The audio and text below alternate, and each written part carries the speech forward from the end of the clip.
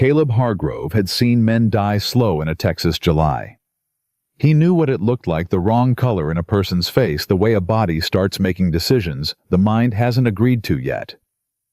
When he kicked open the door of that abandoned farmhouse and found her on the floor with a baby pressed against her chest, he didn't stop to think. He just moved. Some things don't ask you for a reason. They ask you to be fast enough. He wasn't sure he was going to be fast enough. If this story reaches you, if you have ever loved someone the world decided wasn't worth saving, this one is for you. Subscribe to this channel, follow this story all the way to its last word, and drop your city in the comments below. I want to see how far one woman's story can travel. Caleb Hargrove had been riding the eastern boundary of his property since before the sun cleared the ridge, which was habit, not necessity. A man who owned 3,000 acres of Texas ranch land, a working cattle operation, and a controlling stake in the only grain mill between Dry Creek and the county seat, had no practical reason to be in the saddle at first light in July. But Caleb had not become a man of his position by waiting for necessity to tell him when to move. He was 42 years old, broad through the shoulders, with the kind of stillness that comes not from ease, but from discipline. The particular stillness of a man who had spent 6 years as a federal marshal, learning that the ones who moved first without thinking were usually the ones who didn't come home. He'd left that work after his father died and left him the Hargrove estate, and he'd spent the 3 years since doing what needed to be done to keep the ranch running, and not much else. Owen Briggs, his foreman, ran the day-to-day operations with the efficiency of a man who had spent 14 years learning exactly how his employer's mind worked. Ruth Harding ran the household with a precision that had outlasted 2 droughts, 1 flood, and the general tendency of ranch hands to track mud through her kitchen. Between them, there wasn't much left that actually required Caleb. He rode anyway. He rode because moving was the one thing that kept the silence from becoming too loud. He was a quarter mile along the eastern fence line, the July heat already building thick and serious against his back when he saw the dust. Not road dust, not cattle dust. The thin, specific kind that rises from a structure when someone has been moving inside it, disturbed and directionless, hanging in the air above the old Whitaker property, which had sat empty since March, when the Whitaker family had sold up and left the county without telling a soul why they were going. Caleb pulled his horse up. The Whitaker place was a small farmhouse, 2 rooms, a well that had been going dry since the previous summer, which was part of why the Whitakers had left, or the part they'd said out loud anyway. The front porch faced the county road. The front door was closed. The shutters on the single front window were latched from inside. Caleb sat on his horse for a long moment. He had a full morning of work. Ledger review a meeting with Owen about the south pasture fence, a letter from the county land office he'd been putting off answering for a week. He rode toward the Whitaker house. The front steps had no fresh tracks on them. The dirt around the porch was undisturbed. Whoever was inside had not come in through the front, which meant they'd come in through the back, and someone had latched the front from outside afterward. Caleb noted that the way he'd been trained to note things as information, not yet conclusion. He went around the side of the house through the dry grass and found the back door standing ajar, held in place by a broken hinge that had given up sometime in the spring. He pushed through. The smell hit him first. Not decay, something more specific and more frightening. The smell of a body working too hard in too much heat with nothing to work with. He'd smelled it before in his martial years on men left in desert cells too long. He moved fast. She was on the floor of the back room, her back against the far wall, her legs drawn up, her arms curved inward around the baby pressed against her chest. The baby was still. The woman's eyes were closed. Her face, the particular gray-white of someone whose body had been making withdrawals on reserves it didn't have for too long. Her dress, dark fabric entirely wrong for July, was soaked through. Her lips were cracked and dry. Caleb was on his knees beside her before he finished processing what he was seeing. He pressed 2 fingers to the side of the baby's neck and counted. 1 second, 2, 3. A pulse, faint, present. Okay, he said to the room, to both of them, to himself. Okay. He got the baby against his chest, tucked inside his vest where his body heat and the shade of the fabric would do something he hoped that the room hadn't been doing. He got the woman's arm across his shoulders, got her upright, got them both out of that house in a sequence of movements he could not have described afterward because he wasn't thinking in steps. He was thinking in outcomes. He put them both on his horse and rode harder than he'd ridden in 3 years. Ruth Harding had the front door open before he fully dismounted. She'd heard the horse coming in at that pace and had come out onto the porch with her hands already drying on her apron, and her face set in the efficient way it got when something required more than the ordinary. "Back bedroom," she said. "What am I dealing with? Heat, dehydration. At least 2 days without water, maybe more." Caleb was already stepping down, adjusting his hold on the woman. "Baby first. She's more stable." Ruth took the baby from inside his vest without comment and went. Caleb got the woman inside, got her onto the bed, got the shutters opened partway shade, but moving air, and stood back and looked at her face in the full light of the room. She was young. 25, maybe 26. Even under the damage of whatever had been done to her, there was a quality to her face not fragile. The opposite of fragile. The kind of face that belonged to a person who had decided something and had not been moved from it even by this. Her eyes opened. Dark brown and immediate, no moment of fog, no swimming confusion. She looked at him the way a person looks when they have been waiting awake inside the stillness for something to change. "The baby," she said. Her voice was a scrape of sound barely there. "She's with my housekeeper. She's alive." He kept his voice level. "You're both going to be all right." She looked at him. Not with gratitude, not with relief. With the particular expression of a person running a fast and private calculation on whether what they've just been told is true or is simply the kindest available lie. "Who are you?" she said. "Caleb Hargrove. This is my land." Something moved through her expression. Not recognition, exactly. Something more complicated than that, and faster. "Hargrove," she said. "Yes." She closed her eyes for one breath. When she opened them, the calculation was still running. "Is there a doctor? My foreman's already writing." She blinked. Something that wasn't quite ease settled into her face, the acknowledgement of information received, not the comfort of being safe. Those were different things. She knew the difference. "What's your name?" Caleb asked. A pause. Not confusion. Decision. "Eliza," she said. "Eliza Calloway." "How long were you in that house, Eliza?" "Since Monday morning." Caleb didn't let anything show on his face. Today was Thursday. 3 days in a Texas July with a baby and no water. The Whitaker well had been going dry. Even if she'd known to try it, whatever was left at the bottom would have run out by Tuesday. "How did you get in there?" Her lips pressed together. She looked at the window, then back at him. "A man brought us," she said. "He said it was for our protection. He said someone would come check on us." She stopped. Nobody came. "What did he tell you to wait for?" "He said 2 days. He said there'd be water in the well and food enough for 2 days and that arrangements were being made for my situation." Her voice was flat and factual, the voice of someone who has already done their grieving over a particular betrayal and is now simply reporting the facts of it. The well had nothing.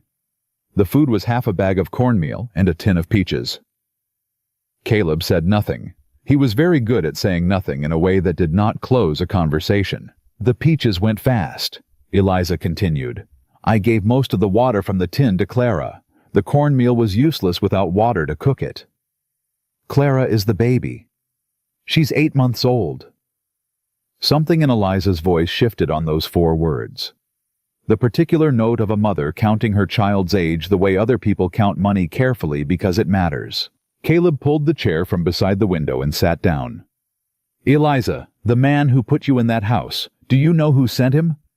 The calculation crossed her face again, longer this time. She was deciding.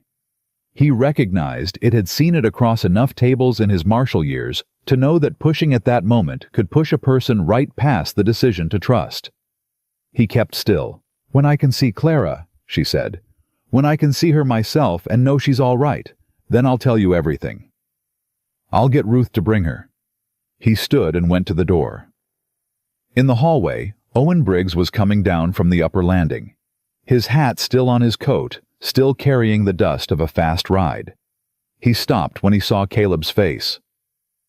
"Doc Shaw's been sent for," Owen said. "Hour out if the road holds." "Good." Owen looked at the closed bedroom door.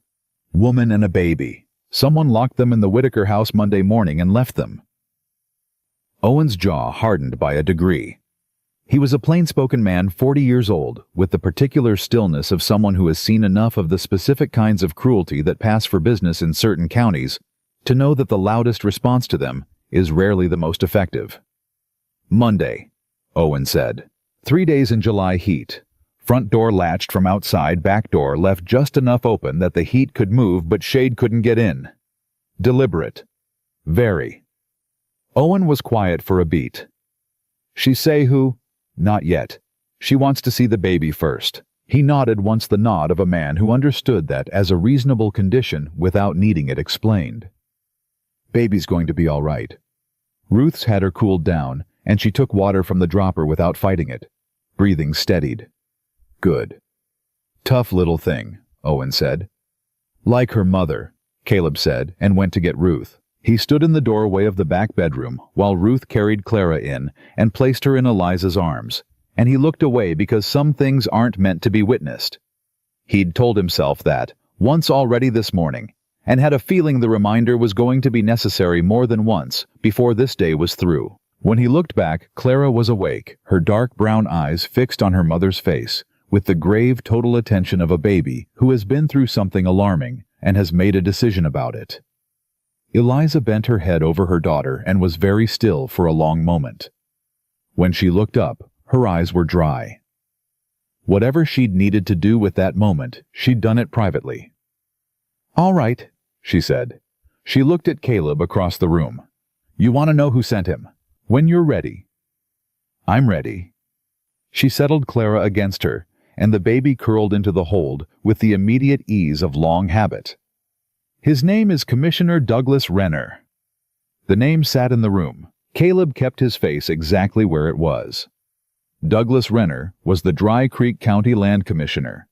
He had held the position for 9 years.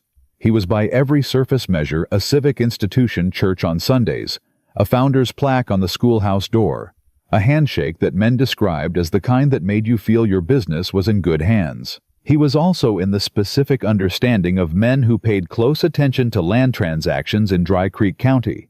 The reason 7 families in the past 4 years had sold their properties at losses that made no sense until you looked at where those properties sat, every one of them on or adjacent to the county's 3 reliable water sources. Caleb had been watching. He had not been able to prove anything, not yet.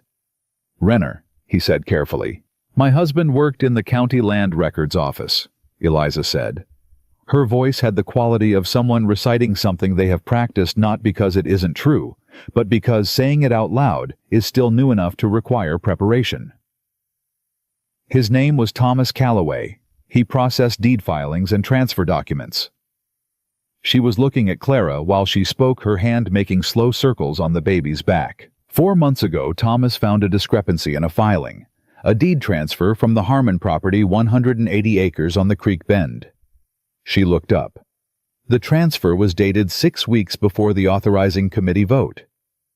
"If you use that date," Caleb said, "the water access rights transferred before the county had any formal say in the matter." Thomas brought it to his supervisor. Her voice didn't change. His supervisor reported to Renner. "How long before Thomas was dead?" She looked at him directly. "He came home on a Tuesday evening and told me what he'd found. He made a copy and gave it to me to keep safe. He said, 'Eliza, if anything happens to me, this goes to someone outside this county who has the standing to push it where it needs to go.'" She paused. "He was dead by Thursday afternoon. They said he fell from his horse on the county road. Thomas had been riding horses since he was 9 years old." Caleb said nothing. "Deputy Wade Collier came to my door," Eliza continued. "He was the one who told me. and the look on his face when I opened that door was not the look of a man delivering news. Her voice was even and precise.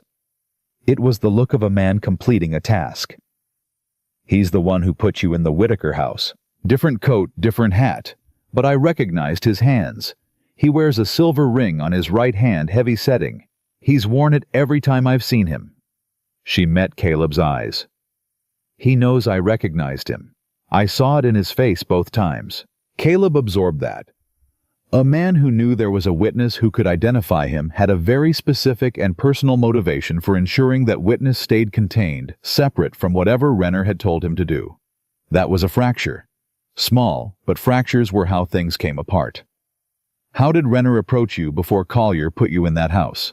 3 weeks ago, a man came to my boarding house in town. He said he was from the county welfare office checking on Clara's situation, a widow with an infant. Her jaw set. He was very kind. He told me there was a family willing to take Clara and give her a proper home. He said arrangements had already begun. Caleb's hands tightened on the arm of the chair. He kept them still. I told him no, Eliza said. I told him to get out. That night I found a note under my door. What did it say? She held his gaze without blinking. Cooperate, or the child goes regardless. The room went quiet. Clara had fallen asleep in her mother's arms, the small chest rising and falling with the reliable rhythm of a baby who has decided the immediate situation is acceptable. The next morning Collier came back, Eliza said. He had 2 men with him. He told me I was being moved for my own safety. He was entirely polite the entire time. She looked at the window. That was the worst part. How polite he was. Caleb stood. He walked to the window and stood for a moment with his back to her, looking out at the dry grass of the south field, at the heat shimmer above the fence line, at the sky going white with July. His mind was running the shape of it, how it fit with what he already knew about Renner, and the properties, and the pattern that had been building in the county land records for the past 4 years without ever leaving enough exposed in one place to grab hold of. Eliza.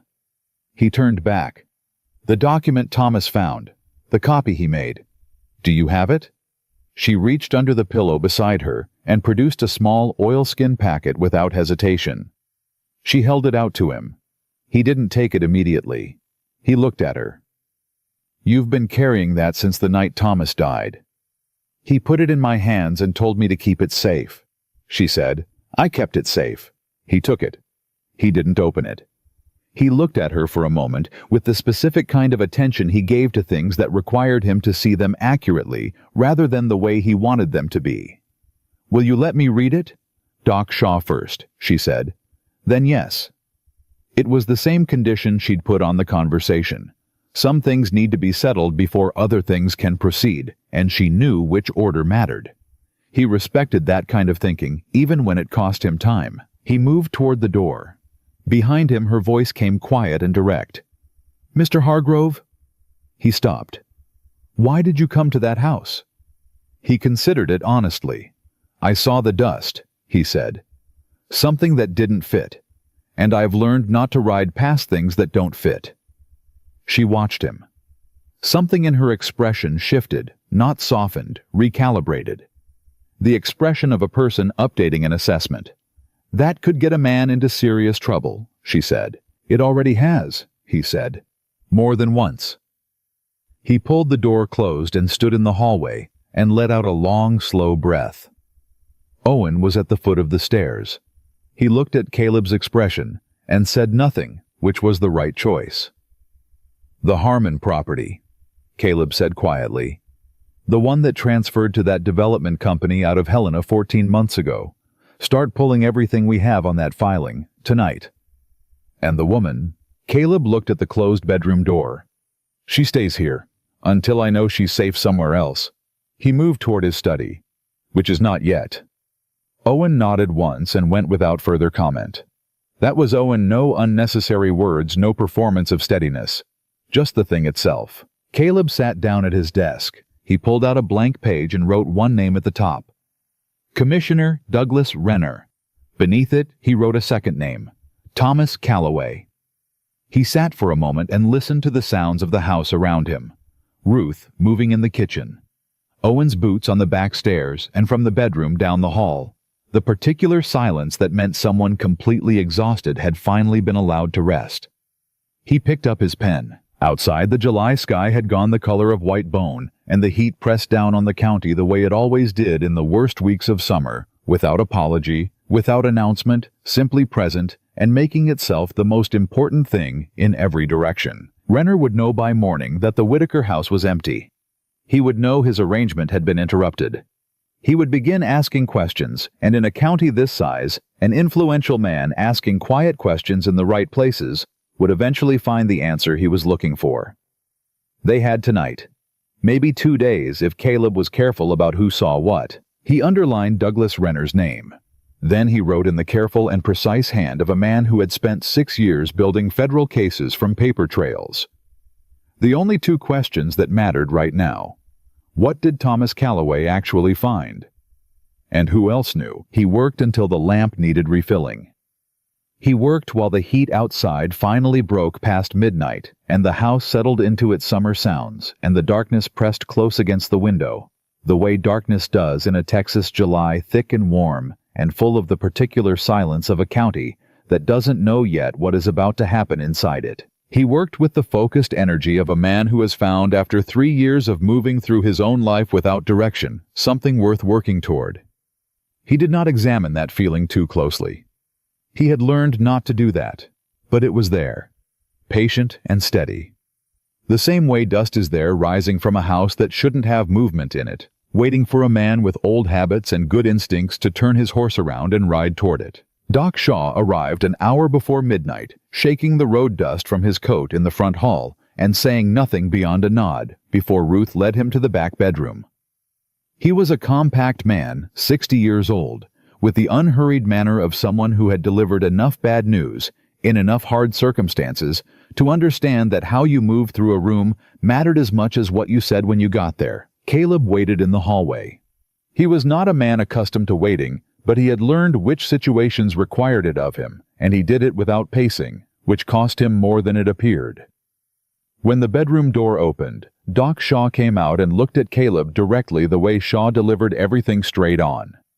No approach, no softening. "The woman's going to be fine," he said. "Severe dehydration, heat exhaustion, hasn't eaten properly in at least 3 days. The feet have some blistering from the floorboards. None of it permanent, provided she stays cool and fed for the next several days." He paused. "The baby is fine. Better than fine, honestly. Whatever her mother did to keep that child's temperature down in that heat, it worked. I've seen grown men in worse condition after half the time." Caleb let out a breath that he had not apparently been releasing for the past 2 hours. "She told me what happened," Shaw said. His voice shifted by a degree. "The house. The man who put them there." He looked at Caleb steadily. "I have been practicing medicine in this county for 26 years. I know the difference between a man who fell from his horse and a man who was put under one." He stopped. "Thomas Calloway did not fall from his horse." "You treated him." "I examined him afterward, at the request of the county, which I should not have agreed to, because the county wanted a result, and a result is what they got."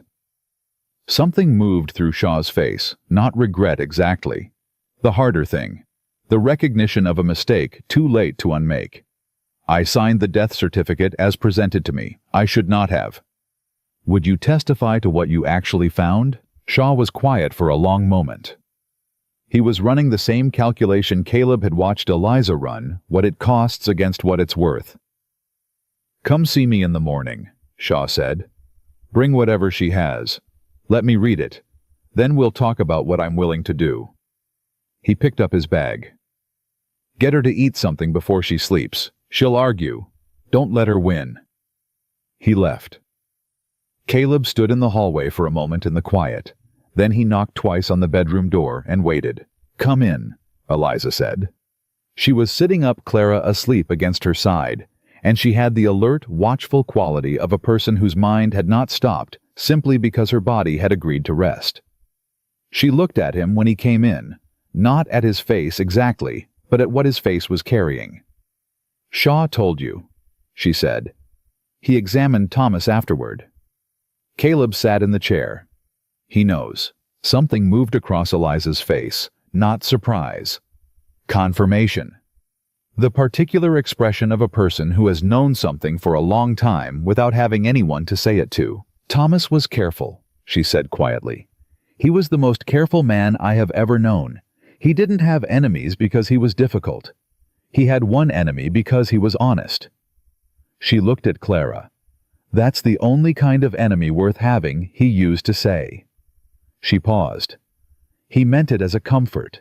It didn't entirely work, but I understood what he meant. Caleb looked at the oilskin packet on the corner of the bed where he'd set it earlier. He looked at her. May I? She nodded. He unwrapped it. There were 3 documents. A deed, the Harmon deed original, dated and notarized correctly. A transfer filing bearing Renner's signature and a date 6 weeks before the deed it was supposedly based on. And a single ledger page torn carefully at the margin showing cash transfers from a bank in Helena to a Dry Creek County account with initials beside each entry rather than full names. DR, Caleb said. Thomas cross-referenced the account number, Eliza said. It took him 2 weeks to do it carefully enough that no one noticed. He could only look during the noon hour when Renner's clerk went to eat. She was watching Caleb read. The transfers correspond to the dates of each property sale. Renner was paid for delivering the land. To the company receiving the transfers. Do you know its name? Meridian Land Holdings, registered out of Chicago. She held his gaze. Thomas knew the name, but not the man behind it. He said he needed more time to find out. Her voice dropped by a degree. He ran out of time. Caleb set the documents on his knee and looked at the window. The darkness outside was absolute. The July heat had finally broken to something bearable, and somewhere in the distance a coyote was saying something about it. He had a paper trail. Partial, but real. He had a doctor willing to reconsider his testimony. He had a woman who had kept evidence safe for 4 months through conditions designed to make her give it up or not survive it. And he had 9 years of Renner's careful patient work in the county properties, moved one by one, never fast enough to draw alarm, always with enough legitimate documentation wrapped around the fraudulent core that anyone looking casually would find nothing worth stopping. It was, he acknowledged, with the cold professionalism of someone who had prosecuted federal cases for 6 years, an excellent scheme. Its only consistent weakness was the paper trail it could not avoid leaving, and the people who had read that paper trail closely enough to understand it.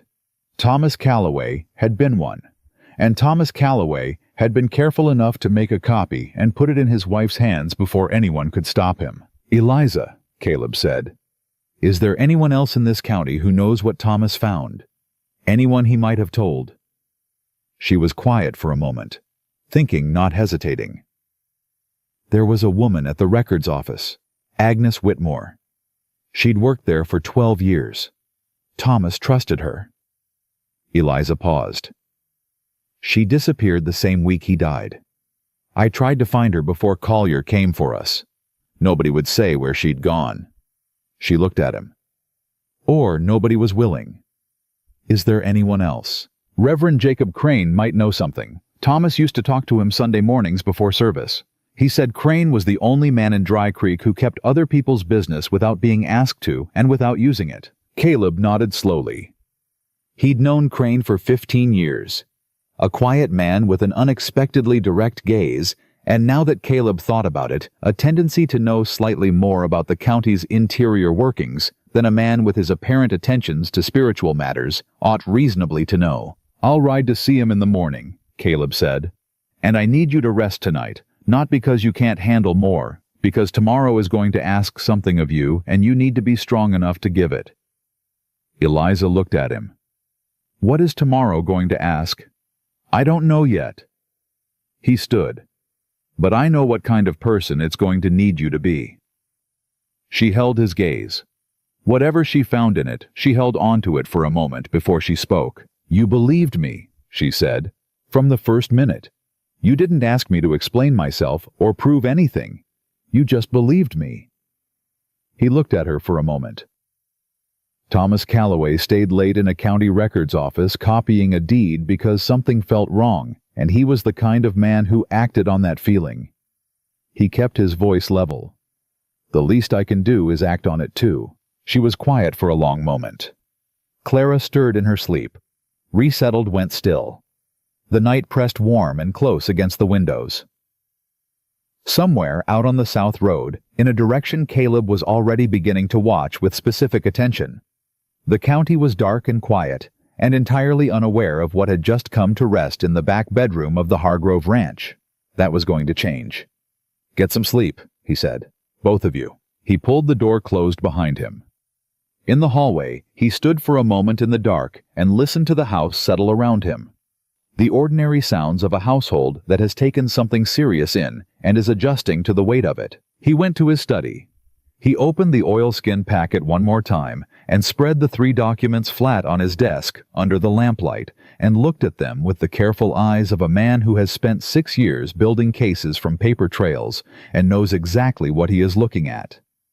What he was looking at was enough to begin. It was not yet enough to finish, but it was enough to begin. He picked up his pen.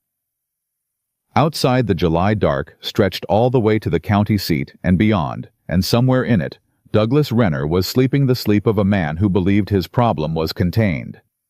He was about to find out what happened when a problem stopped being contained. Owen Briggs knocked on the study door at midnight, with the particular knock of a man who has found something he didn't expect to find and is deciding how to deliver it. Caleb said, "Come in," without looking up from the ledger page he'd been cross-referencing against the deed dates for the past hour. Owen came in. He closed the door behind him. He had a folded paper in his hand and an expression on his face that Caleb recognized from 14 years of working beside him, the expression Owen wore when the news was worse than the situation had already suggested it was going to be. "The Harmon transfer," Owen said. "I pulled the county filing copies Thomas Aldrich left behind when he cleared out the clerk's office. Aldrich was county clerk before Renner's man replaced him 18 months ago. He kept copies of everything. Man had a habit of it." "What did you find?" Owen unfolded the paper and set it on the desk.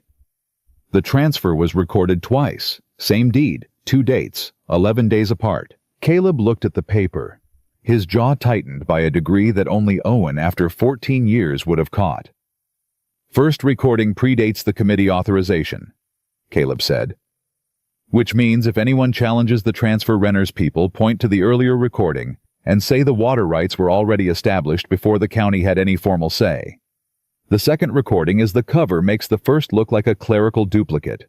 Easy to dismiss." "It's clean work," Owen said. His voice had gone flat the way it did when something made him angry enough to be careful about it. Whoever structured this knew exactly what they were doing and how the filing system worked from the inside. Because it was structured from the inside. Caleb looked at the 2 dates. 11 days. The specific distance between a fraudulent act and its cover close enough to look like an error far enough to serve its purpose. Renner's been doing this for 9 years. This is not the first time he's used this mechanism. It's the first time someone read both recordings at the same time and understood what they were looking at. Thomas Calloway. Thomas Calloway. Caleb folded the paper and added it to the stack beside the oilskin packet. He wasn't just a clerk who happened to find something. He understood land records well enough to see the gap. That takes more than clerical habit. That takes a particular kind of mind. Owen was quiet for a moment. Then he said, "There's something else." Caleb looked at him. "Ryder came up the south road about 40 minutes ago," Owen said. "Didn't stop at the gate.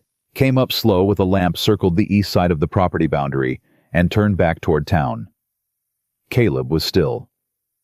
"He was using the lamp for signaling," Owen said. "Not for light. Man circles a property at midnight in July heat. With a lamp held up at shoulder height, he's not worried about seeing where he's going." "Someone knows she's here," Caleb said. "Someone suspected it. Ryder just confirmed it." Caleb stood. "How many men do we have on the property tonight?" 3. Calloway at the gate Simmons on the north side, and Reed somewhere between the barn and the east fence. Get Calloway off the gate and onto the south road. I want eyes on anything moving toward town, not just toward us. If Ryder was signaling, he was signaling someone already waiting for the signal. He moved past Owen toward the door. Keep Simmons and Reed where they are. If Renner's people can't get to her directly, they'll go for leverage. Livestock equipment, whatever creates enough pressure to make keeping her here look costly. Owen put his hat on. And if someone comes to the gate before morning, Caleb looked at him steadily. They don't get close to the house. Owen went out into the dark without further comment, and Caleb listened to the sound of his boots on the porch steps, and then nothing, and the night settled back into its ordinary sounds, which were no longer reassuring. He went back to the study and sat down and looked at the documents spread across his desk. He looked at the name written at the top of his notes page. Douglas Renner. He looked at the name below it. Thomas Calloway. He thought about a man who had gone to work on a Tuesday morning, knowing what he'd found the night before, and what it meant, and who had come home at noon and gone back, and who had not come home for supper. He picked up his pen and wrote a short letter. 2 paragraphs. He addressed it to Judge Warren Holt of the Territorial Circuit Court, the one man in the legal structure above Dry Creek County, who, as far as Caleb could determine, had no financial relationship with anyone named in Thomas Calloway's documents. In the morning, Owen would take it personally. Not through the county post office, which Caleb now had specific reasons to distrust. Personally, on the fastest horse they had directly to the Territorial Mail Relay, 60 miles north. He was sealing the envelope when the knock came on the back door. Not Owen's knock. 2 sharp raps a pause, then one more. Caleb came out of the study with his hand at his side near the holster he'd buckled on after Owen's report. He crossed to the back door and opened it. A woman stood in the dark. Small, perhaps 50, wearing a heavy traveling coat that was entirely wrong for July, and carrying a cloth bag against her chest with both arms, the way a person carries something they have been protecting for a long time. She was breathing hard. Her boots were caked with road dust from the knees down, which meant she had walked and walked along the backfield road, not the main path. Her eyes above the coat collar were the particular combination of frightened and resolved that Caleb had come to recognize over 6 years of marshal work as the look of a person who has done a very hard thing, because the alternative was worse. She looked at him. "Mr. Hargrove," she said. "My name is Agnes Whitmore. I worked in the county records office until 4 months ago." She held his gaze without flinching. "Thomas Calloway told me that if anything happened to him and I had no other choice, I could come here." Caleb stepped back and held the door open. She came in, and he closed the night out behind her, and Ruth appeared from the kitchen with the uncanny timing of a woman who was either always nearby or could hear through walls, and Agnes Whitmore sat down at the kitchen table and accepted a cup of water with both hands and drank half of it without speaking. Then she looked at Caleb across the table and said, "I know who is behind Meridian Land Holdings."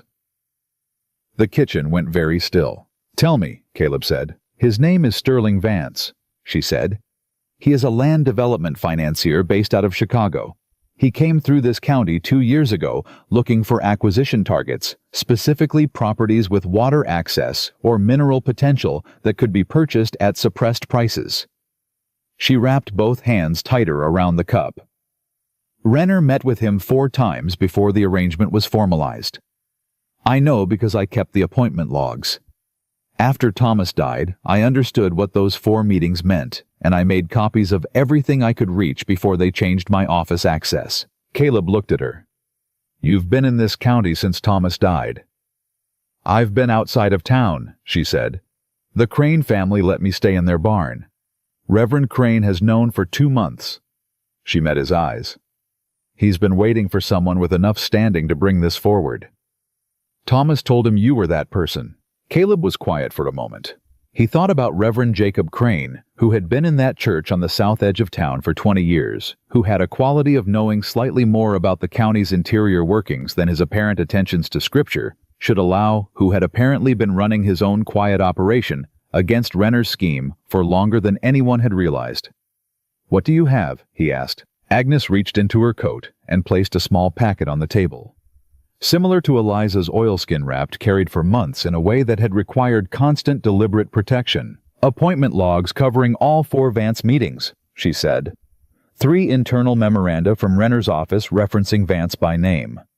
And a separate ledger page, not the one Thomas found, a different one showing forward acquisition targets. She looked at him steadily. 6 properties, Mr. Hargrove. The Harmon land was the 2nd. The Hargrove eastern boundary is the 5th. The silence after that had a specific quality, the kind that comes when something you have been half expecting arrives and proves to be worse than the half you imagined. "He's coming for your land," Agnes said. It wasn't a question. "The eastern boundary controls the creek access," Caleb said. He kept his voice even. "Anyone who owns it controls water rights for the entire upper county." He looked at the packet. "What's the timeline?" The memorandum references the Hargrove acquisition as Phase 5. It was written 8 months ago. They expected Phases 3 and 4 to be complete by now. She paused. Phase 4 was the Briggs family property on the South Ridge. It's still contested. Someone helped the Briggs family get their paperwork to a lawyer in the capital before the transfer could be finalized. "Reverend Crane?" Caleb said. "He's been finding ways," Agnes said. "He can't do it openly. He has a congregation of people with land and families, and if Renner connected him to active opposition, those people would suffer for it. But he's been working against this for 2 years quietly, in the ways available to him." Ruth, who had been standing at the stove with the stillness of a woman processing everything she heard and filing it, precisely turned around. "The Crane boy came through here last September asking about our eastern boundary markers," she said to Caleb, in the tone of someone continuing a conversation that had been waiting to be finished. "Said he was doing a community survey for the church. I thought it was church business." "It wasn't church business," Caleb said. "No," Ruth agreed. "It wasn't." Caleb looked at the 2 packets on the table, Eliza's and Agnes's. He looked at the letter on his desk behind him, waiting for morning. And he did what he'd been trained to do in 6 years of federal work, which was to run the full shape of something before deciding how to move inside it. Renner had been building this for 9 years. Vance had been financing it for 2. Between them, they had compromised the county deed office, the deputy's department, likely the local postal relay, and enough of the committee structure to ensure that any internal challenge moved slowly enough to be neutralized before it reached outside jurisdiction. It was, Caleb acknowledged with the cold professionalism of someone who had spent years prosecuting federal cases, an excellent scheme. Its only consistent weakness was the people. Agnes, who had kept appointment logs out of 12 years of professional habit. Thomas, who had copied a deed at the noon hour because something felt wrong, and he was the kind of man who acted on that feeling without waiting to be certain it was safe to do so. And Eliza, who had kept what Thomas gave her through 4 months of everything Renner had thrown at her, and had walked out of that house in July heat with her daughter against her chest and the oilskin packet under her dress. "Agnes," Caleb said, "is there anyone else? Anyone with direct knowledge who hasn't been contained?" she thought. Bernard Tully. He was the committee member who authorized the Harmon transfer. He signed what they put in front of him without reading it fully.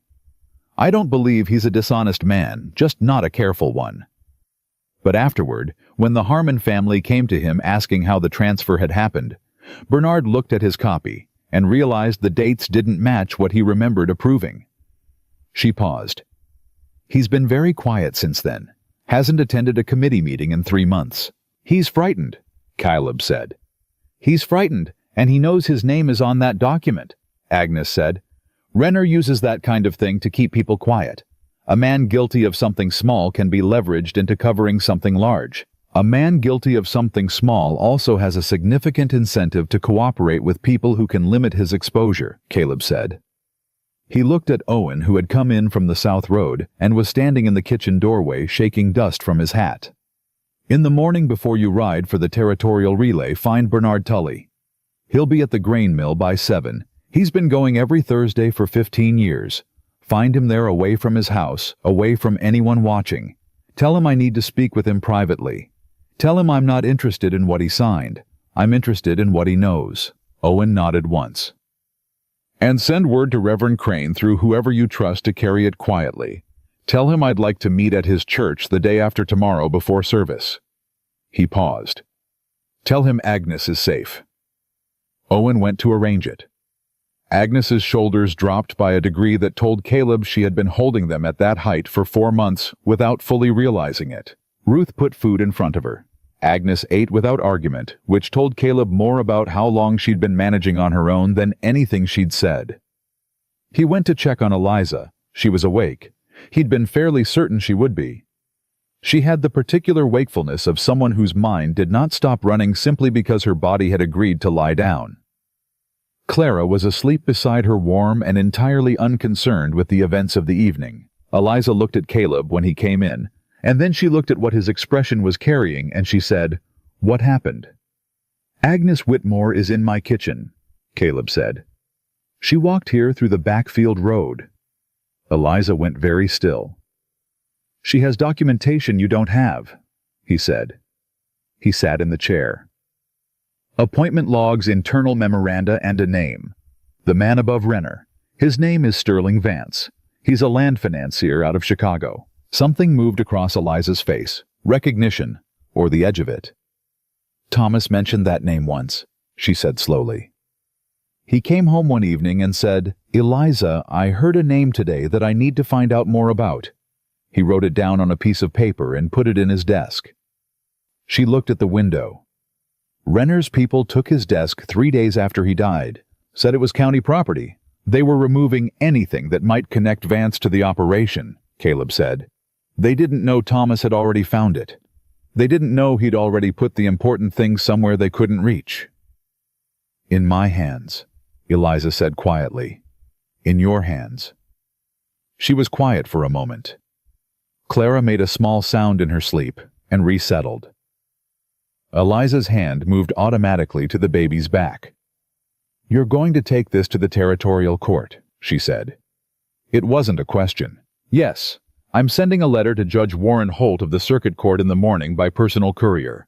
I need the case in front of him before Renner can move the Meridian Holdings transfer through the committee." He looked at her directly. "Renner will know before I get there. He'll move to discredit everything. He'll say the documents are forged, that Thomas had a personal grievance, that you're a widow in a compromised situation, making accusations without standing. He'll say Agnes was dismissed for cause," Eliza said. Her voice was precise, not bitter, the voice of a general mapping terrain before a battle. "He'll find a way to put Bernard Tully back in his pocket before Bernard can talk. He's had 9 years to practice countering exactly this kind of challenge." "Yes," Caleb said. "He's going to try all of it." "Can you stop him?" Caleb looked at her directly. "I can make it loud enough that the cost of trying becomes higher than the cost of stopping. Renner has operated in the dark because that's where his methods work. Every fraudulent deed, every quiet transfer, every frightened clerk, it all functions because it's quiet. The moment it isn't quiet, the moment it's in front of a territorial judge with a full evidentiary record and enough witnesses that dismissing any one of them doesn't make the others disappear, the structure doesn't hold." Eliza was very still. "He's going to come after you," she said. "Whatever you do, he will make sure you pay for it afterward. Your land, your business, your standing in this county." "I know that. And you're willing." Caleb held her gaze. Thomas Calloway stayed late in a county records office to copy a deed because something felt wrong. He was a clerk with no protection and no standing and no reason to expect anyone would back him up. He paused. "The least I can do is back him up." She looked at him for a long time.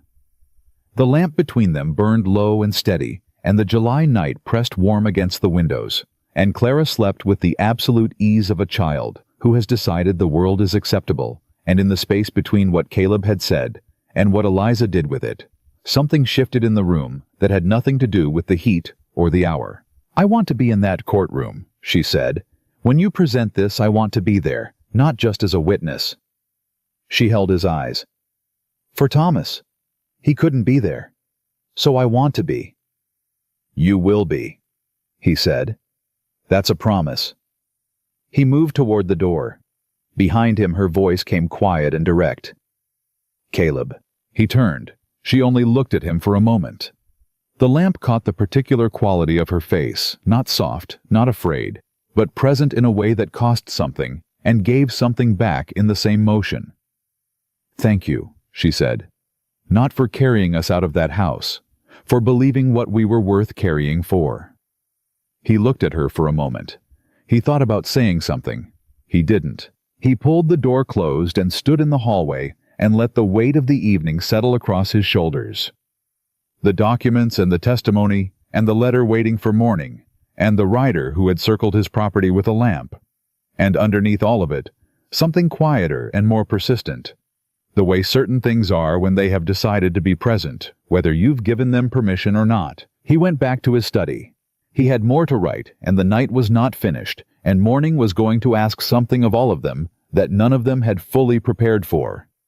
Owen knocked on the study door 40 minutes later, with his coat still damp from the night air, and his face carrying news before he said a word. "There's a second rider," Owen said. "Stopped at the county road junction and hasn't moved. Just sitting there with a lamp in the July dark, which means he's not resting and he's not lost." He paused. "And Calloway found boot tracks along the west side of the barn. 2 sets recent. They came up to the barn wall and turned back." "They were checking whether we have men posted," Caleb said. "That's what Calloway thinks." Caleb set down his pen. He looked at the lockbox. He looked at the sealed letter. He looked at the door beyond which Eliza and Clara were sleeping, and Agnes Whitmore was sitting at the kitchen table for the first time in 4 months without running, and Doc Shaw had promised to come back in the morning, and Reverend Crane had been sent for, and Bernard Tully didn't know yet what tomorrow was going to ask of him. Renner wasn't going to give him the time he needed without pushing. That had been clear from the moment Ryder circled the property with a lamp. The question was how hard and how fast. "Wake Simmons and Reed," Caleb said. "All 3 men on rotation through the night every 90 minutes, every quadrant."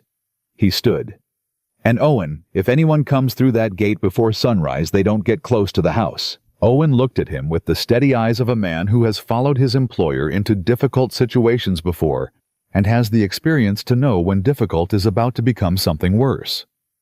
"Understood," he said and went. Caleb sat back down at his desk. He picked up his pen. The lamp burned lower, and the night pressed on, and the July dark stretched out in every direction across the county.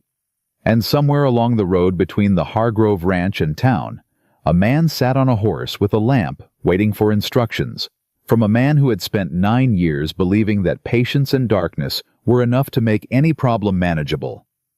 He was about to find out what happened when the problem stopped being patient. The night broke before dawn, the way July nights sometimes do in Texas. Not gradually, not with the polite warning of cooling air and shifting wind, but all at once, as if whatever had been holding the heat in place simply let go. Caleb was at his desk when the change arrived, and he noticed it the way he noticed everything that mattered as information, not comfort. He had not slept. He did not feel the lack of it yet, which told him the particular quality of focus that had settled into him over the past several hours was real and not manufactured. He'd felt it before in his martial years. The thing that happens when a situation becomes clear enough that the body stops spending energy on uncertainty and redirects it entirely toward the single corridor of what needs to be done. Owen knocked at 5 in the morning. "Roads are solid," he said. "The rider on the county junction was gone by 2.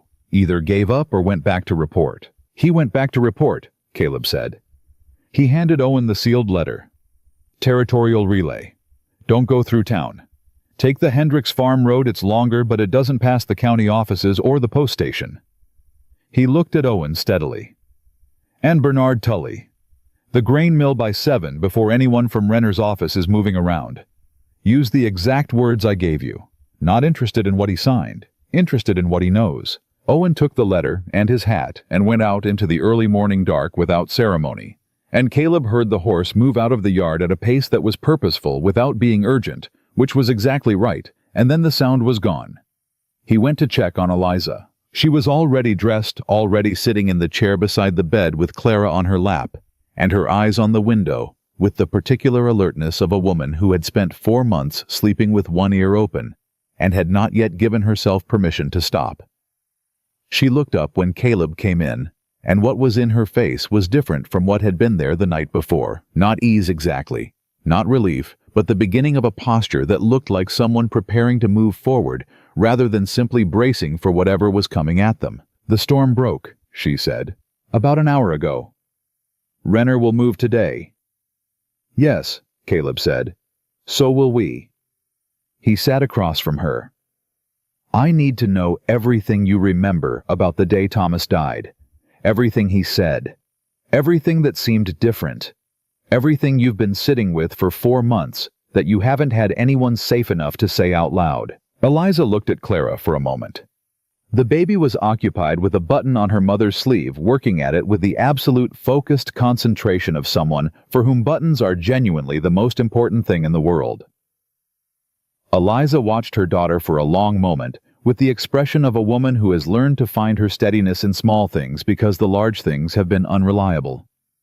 Then she looked at Caleb and told him everything. Thomas had come home that Tuesday evening moving differently. That was the first thing she'd noticed, not what he said, not what he brought home, but the particular way he came through the front door with the careful deliberateness of a man carrying something he was afraid to put down. He'd kissed her. He'd asked about Clara. He'd eaten supper and talked about ordinary things, and it was only after when Clara was asleep and the house was quiet that he'd sat at his desk without opening it and stayed there for a long time. She'd put her hand on his shoulder. He'd covered it with his and said, "Eliza, I found something today that I don't think I was supposed to find, and the man who filed it thought he was the only person who knew where the original was." She'd asked him what it was. He'd said a deed with 2 dates and only one of them honest. He'd said, "I think this has been going on for a long time, and I think I'm the first person who had access to both the original and the transfer copy at the same time and understood what the difference between them meant." She'd asked what he was going to do. He'd said, "I'm going to make a copy tonight and put it somewhere safe, and then I'm going to think carefully about who I can trust with it." He'd been quiet for a moment. Then he'd said, "Whoever built this is patient, Eliza. They didn't do this in a hurry, which means once they know someone found it, they're going to move fast." She'd asked if he was afraid. He'd said no, which was a lie, and she'd known it was a lie, and she had loved him for it, because what he meant was that he wasn't going to let the fear make the decision for him. The next morning he'd gone to work. He'd come home at noon. He'd gone back. He hadn't come home for supper. They'd found him on the county road at 4 in the afternoon, and Deputy Wade Collier had been the one to come to her door, and the look on Collier's face when she'd opened it had not been the look of a man delivering tragedy. It had been the look of a man completing a task. Eliza said that last part without looking away from Caleb, and her voice stayed level the entire time, and he understood that the levelness was not the absence of feeling, but the product of 4 months of converting feeling into something harder and more durable, the way pressure converts soft material into something capable of cutting. "Collier," Caleb said. "He's the one who came to my boarding house," Eliza said. "Different coat, different hat, same hands, same ring. He knew I recognized him. I watched it go through his face." Caleb looked at the window. A man who knew there was a witness to his involvement had his own personal reasons for ensuring that witness stayed contained, separate from whatever Renner had instructed. That fracture he'd identified the night before was wider than he'd initially assessed. "That's useful," he said. Eliza looked at him. "That I'm a liability to the man who put Thomas in the road." "It means Collier's interests and Renner's interests are aligned but not identical," Caleb said. "A man protecting himself makes different mistakes than a man following orders. He moves faster. He acts without checking back. He does things Renner wouldn't sanction because Renner is trying to be careful, and Collier is trying to survive." He met her eyes. "That's a fracture. Fractures are how things come apart." Before Eliza could answer, Ruth knocked twice on the door and opened it with the efficiency of a woman who does not waste motion. "Bernard Tully is at the front door," she said. "Came himself. Says he couldn't sleep and he was already on his way here when Owen found him at the mill. Says he needs to speak with you immediately." Caleb stood. Bernard Tully was a large man who had spent 20 years on the county committee, developing the shape of someone accustomed to occupying an important chair at an important table. But the man standing in Caleb's front hall was not inhabiting that shape. He was wearing it the way a man wears a coat that stopped fitting years ago. And underneath it, he looked like what he actually was. A frightened person who had made a decision in the night and was still unsteady from the effort of it. "Hargrove," he said. "I apologize for the hour. I couldn't—" He stopped and steadied himself. I've been sitting on something for 3 months, and it is considerably heavier than I thought it was going to be when I first picked it up. Come in, Caleb said. He took Bernard into the study and closed the door. Bernard looked at the papers on the desk, at the lockbox, at Caleb's face, and said, "You're building a case." "Yes. Against Renner, and against Sterling Vance, who has been directing the operation from Chicago." Caleb watched something move through Bernard's face at the name. "You know about Vance?" "I didn't know his name," Bernard said. "I knew there was someone above Renner. The transfer amounts were too large for Renner to be financing on his own. I knew that when I signed the Harmon authorization." He pressed both hands flat on his knees and looked at the floor. "I should have asked. I should have read it more carefully. When the Harmon family came to me afterward, and I looked at my copy and saw the dates." He stopped. "I should have come forward then." "Yes," Caleb said. "You should have." Bernard looked up, apparently surprised by the directness. "But you didn't." Caleb continued, "And that's a separate matter from what you do now. What you do now is what counts." He leaned forward. "Bernard, I am going to be in front of a territorial judge within the next several days with more documentary evidence than Renner has had to face in 9 years. I have the original Harmon deed. I have appointment logs connecting Vance to Renner directly. I have a records clerk who kept copies out of 12 years of professional habit and has been hiding in this county for 4 months. I have a doctor willing to testify that Thomas Calloway's death was not an accident." He paused. "What I need from you is a sworn statement confirming your authorization of the Harmon transfer, the date you signed it, what you were told it was, and what you understood when the Harmon family came to you afterward." Bernard was quiet. Caleb let him be quiet. Some decisions need the space to finish forming. "If I testify," Bernard said finally, "Renner will go after everything I have." "He'll try," Caleb said. "But Renner's capacity to go after things depends on his continuing to hold the influence he currently has. Once this is in front of a territorial judge, that influence is going to contract very quickly. You are not the target of this case, Bernard. You are a man who signed something without fully reading it and then made the wrong choice about what to do next. That is a very different thing from what Renner is, and any territorial judge is going to see that difference clearly provided you come forward now, and not after everything is already decided." Bernard pressed his lips together. He looked at the window. He looked at his hands. And then, with the particular movement of a man whose conscience has finally outweighed his fear, he straightened in the chair. "Tell me what you need me to say," he said. "All of it." "I'll say all of it." Caleb pulled out a blank page. It was mid-morning when Deputy Wade Collier rode up the main road to the Hargrove Ranch with 2 men behind him, and Caleb was standing on the front porch when they came. He had been expecting it since Owen reported the night rider. Renner was a methodical man. He would have spent the night deciding, and his decision would have been the one that preserved the appearance of legality as long as possible. He wouldn't send men to take Eliza by force. He would send his deputy with papers, the legal dress of authority wrapped around what was underneath it. Caleb met Collier at the porch steps. Behind him, positioned without drama at various points around the front of the house, were Owen, who had returned from the relay faster than expected Simmons, Reed, and Calloway. Not armed and forward. Simply present the way men are present when they want a situation to understand that it has been anticipated. Collier pulled his horse up and looked at the arrangement with the calculating eyes of a man revising his estimate upward.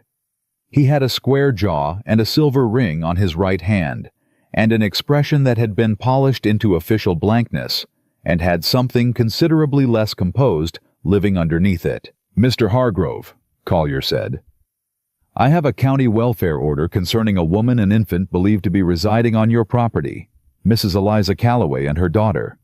He produced a paper from his coat with the smooth, practiced motion of a man who has done this particular thing many times. "The order directs that the child be placed in county protective custody pending review of the mother's fitness to provide adequate care." Caleb looked at the paper. He did not take it. "Who authorized that order?" "Commissioner Renner, acting in his capacity as..." "Commissioner Renner has no jurisdiction over child welfare determinations," Caleb said. That authority rests with the county circuit magistrate, whose signature I do not see on that document. What I see is Douglas Renner's signature on a paper that misrepresents his legal authority, which is coincidentally a pattern I have been documenting for the past 14 hours. Collier's jaw tightened. Furthermore, Caleb continued, keeping his voice entirely level. Mrs. Calloway is on this property voluntarily under my protection and has made no request for county welfare intervention of any kind. The order you're holding has no legal standing without the magistrate's signature, and I believe you know that. He paused. I also believe you know that I sent a letter to Judge Warren Holt of the Territorial Circuit Court before sunrise this morning by personal courier. Which means whatever you do in the next few minutes is going to be reviewed by someone considerably above Douglas Renner. The two men behind Collier exchanged a look. Not deputies hired from the look of them, which meant Renner had gone outside his official channels this morning. That told Caleb something important about how unsettled last night's report had made him. Collier sat on his horse for a moment, with the stillness of a man recalculating at speed. He looked past Caleb toward the front door of the house, and Caleb watched him do it, and watched something move through his eyes that was not official and not detached. Personal. The specific anxiety of a man who needs something contained, and is looking at the container and finding it more solid than he planned for. Mrs. Calloway, Collier said, is a material witness in an active county inquiry. Her presence on private property. Wade, Caleb said. He said the name quietly, without title, without the buffer of formality. Just the name placed in the space between them, the way you place something that is not going to be moved. Collier stopped. I know about the county road, Caleb said. I know about Thomas Calloway, and I know that the man who came to Eliza Calloway's boarding house and the man who put her in the Whitaker house was wearing a silver ring on his right hand. He let that sit for exactly 2 seconds.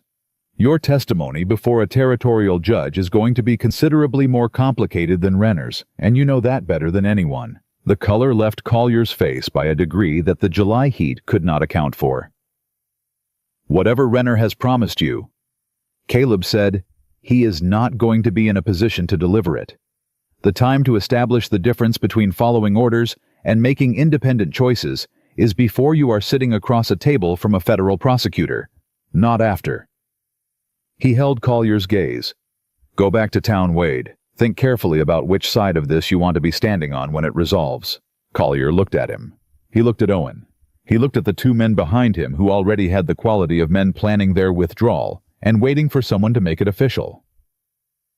Something moved through Collier's face, not resolution, not decision, but the beginning of a calculation that had not finished running. This isn't finished, Collier said. No. Caleb agreed. It isn't, but it's finished for today. But Collier turned his horse. The two men turned with him. They rode back down the road without haste, which was its own kind of information men leaving because they had chosen to, not because they'd been driven. Caleb watched them until they disappeared around the bend in the county road, and then he stood on the porch for a moment longer, reading the silence they left behind. Collier was not resolved. A man deciding whether to cut his losses could go in several directions, and not all of them were safe. He was more dangerous now in certain respects than if he'd been turned back by force.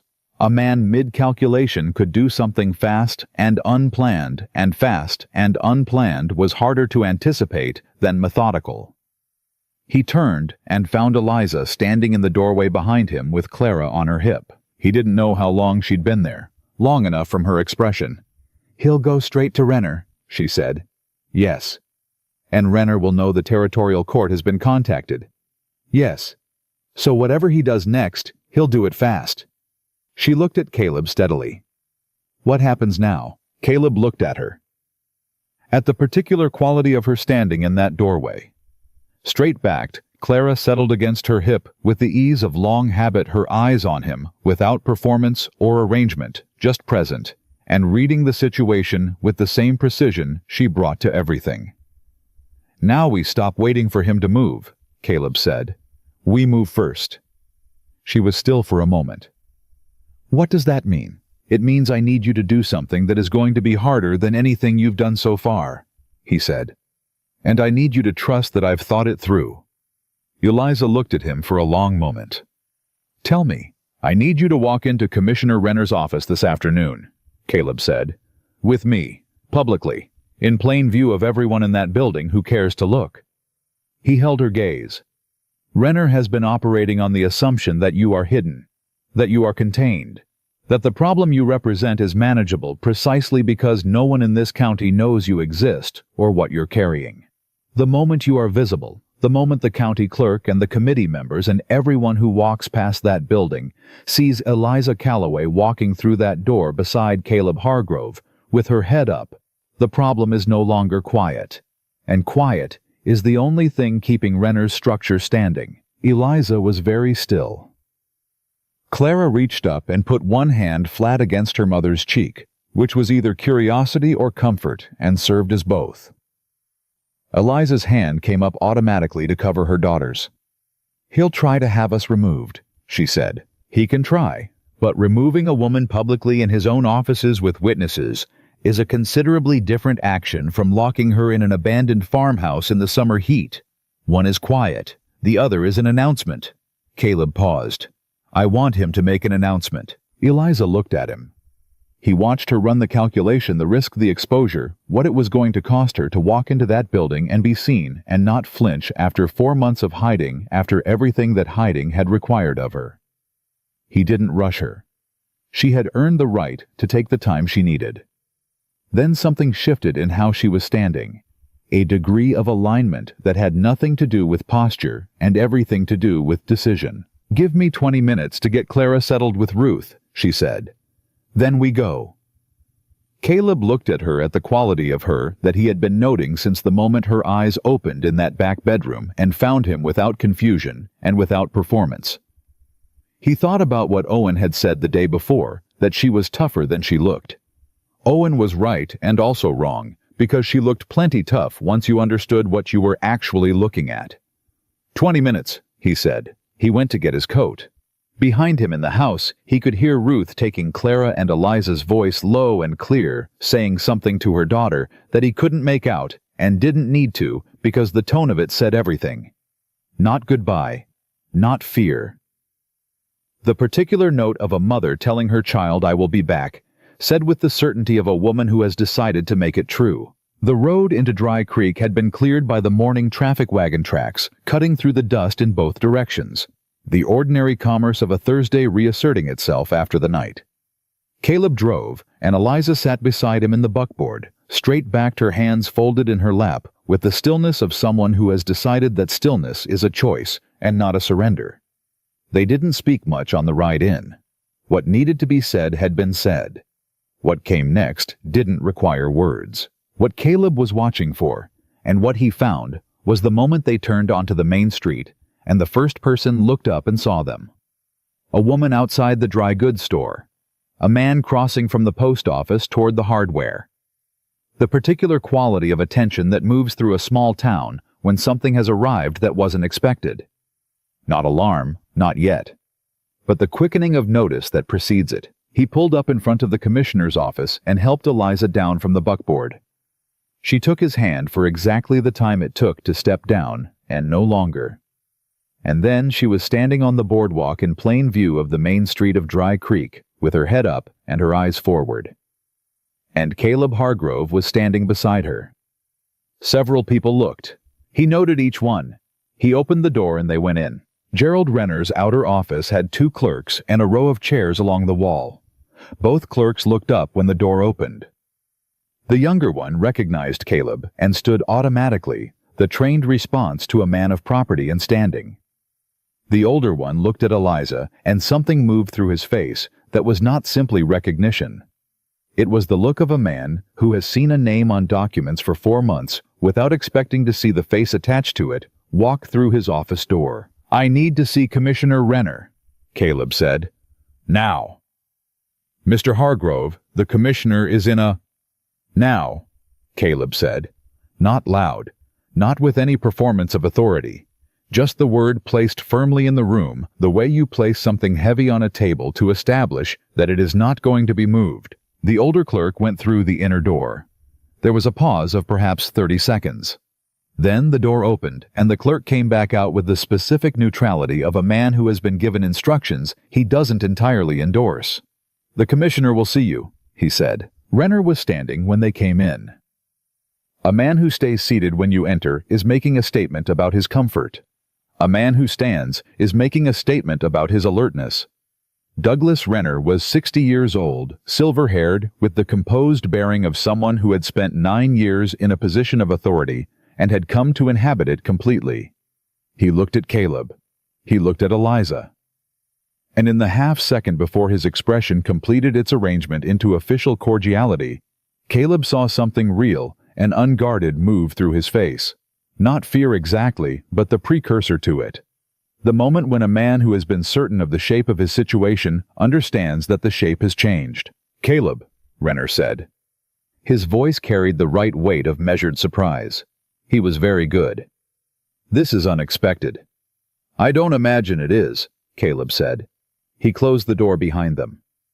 "Douglas, this is Eliza Calloway, Thomas Calloway's wife. You'll recall Thomas worked in your records office until 4 months ago." "A tragedy," Renner said. His voice carried exactly the right weight of regret. "Mrs. Calloway, I was deeply sorry to hear about your husband. Please accept my husband found your fraudulent deed filing," Eliza said. She said it the way she said everything that mattered, without decoration, without build-up, without giving Renner the room to arrange his response before the full weight of it had been delivered. "He copied it, brought it home, and told me what it meant. He was dead within 36 hours. She held Renner's gaze without moving. "Deputy Collier came to my door. I recognized him. You should know that." The cordiality in Renner's face didn't disappear. It shifted the way ice shifts when the temperature beneath it changes, still present on the surface, but no longer structurally reliable. "Mrs. Calloway, I understand that grief can sometimes—" "Judge Warren Holt of the Territorial Circuit Court received a letter from me this morning," Caleb said, "by personal courier. It contains a summary of the documentary evidence in my possession, which includes the original Harmon Deed appointment logs connecting you to Sterling Vance by name, across 4 meetings, 3 internal memoranda from your own office, 2 separate ledger pages showing Meridian Holdings, cash transfers, and sworn statements from Bernard Tully and Agnes Whitmore." He paused. "Agnes has been in this county for 4 months. You didn't find her because she wasn't looking for you to find her. She was looking for the right person to bring this to." Renner went very still. "The circuit court date for the Meridian Holdings transfer is in 9 days, Caleb continued. "Judge Holt will be in contact with the presiding magistrate before that date. The transfer will not go forward." He held Renner's eyes directly. "What happens after that depends on what you do in the next 24 hours. The silence in the room had a specific quality, the silence of a structure that has been load-bearing for a long time, beginning to recognize that the load is about to shift somewhere else. "You have no jurisdiction here," Renner said. His voice had changed. The cordiality was gone, replaced by something colder and more honest. "You are a private citizen making extraordinary accusations without—" "I am a former federal marshal with 6 years of case-building experience, a full evidentiary record, and enough witnesses that dismissing any one of them does not make the others disappear," Caleb said. "And I am standing in your office in plain view of your staff and the main street of this town, which means this conversation is already not quiet." He let that settle. "You have been operating in the dark for 9 years, Douglas. The dark is over." Renner looked at him for a long moment. He looked at Eliza. She met his gaze without offering him anything he could use, with the particular quality of a woman who has been afraid for 4 months and has converted every ounce of it into something that does not shake. "Collier acted independently," Renner said. His voice was very quiet. Something moved through Eliza's stillness, a degree of tightening that was not visible so much as felt in the room. "Don't," she said. Just that word. Said with the flatness of 4 months and a dead husband and 3 days in an abandoned farmhouse with a baby and no water behind it. Renner closed his mouth. Collier did exactly what you told him to do, Eliza said. She took one step forward. My husband spent 2 years in your records office being exactly the kind of honest man that good institutions need and corrupt ones cannot tolerate. He found one piece of what you built here, just one, and you had him killed for it. Her voice did not shake. It was the steadiest thing in the room. I am going to stand in front of a territorial judge and say every word of that, clearly, completely. And there is nothing you can do to stop me, because you already did the worst thing you could do to me, and I am still here. The room was completely silent. Renner sat down. It wasn't a performance. It was the involuntary descent of a man whose legs had quietly stopped cooperating. Caleb looked at him and felt no particular satisfaction, which was how he knew it was right. Satisfaction was the emotion of men who needed their opponents diminished. What he felt was the clean, settled quality of something moving into the position it was always supposed to occupy. The territorial court will send investigators within the week, Caleb said. When they arrive, the degree to which you cooperate with their inquiry will be the single most significant factor in determining what the next years of your life look like. He picked up his hat. I'd suggest you spend the time between now and then thinking carefully about that. He opened the door. Eliza walked through it ahead of him, back straight eyes forward, and Caleb followed her out through the outer office, where both clerks were staring at their desks with the focused intensity of men who had not heard a single word of what had just happened in the next room, which meant they had heard every word. On the boardwalk outside, the July air was dry and absolute, and the main street of Dry Creek went about its business around them with the ordinary persistence of a town that does not yet know what has just happened inside one of its buildings. It would know soon enough. Eliza stood for a moment in the heat, and Caleb stood beside her, and neither of them spoke. Collier, she said then, quiet, steady. Owen has already been to Sheriff Alcott's office with copies of the sworn statements, Caleb said. Alcott is not Renner's man. He's been waiting for something solid to move on Collier for 2 years. He looked at her. Collier will be in custody before evening. Eliza closed her eyes for exactly one breath. When she opened them, something in her face had changed. Not released, not relaxed, but reconfigured. The way a landscape looks different after the thing pressing down on it has finally been lifted.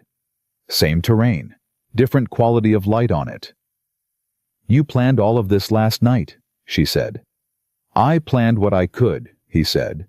Some of it planned itself. She looked at him with an expression that was almost the beginning of something lighter. The first faint edge of it, the way the sky begins to shift before the sun actually clears the ridge. You are a difficult man to predict, Caleb Hargrove. I've been told that, he said. Generally by people who meant it as a complaint. I don't mean it as a complaint, she said. They drove back to the ranch in the late morning light, and the July heat pressed down on the county road the way it always did after 10 serious and uncompromising. But Eliza did not seem to feel it the way she had the day before. Something in her had shifted in that office in the moment she had said what she needed to say to the man who had ordered her husband killed, and whatever that shift was. It had changed the quality of her stillness from endurance to something closer to readiness. Caleb watched the road. Eliza watched the fields.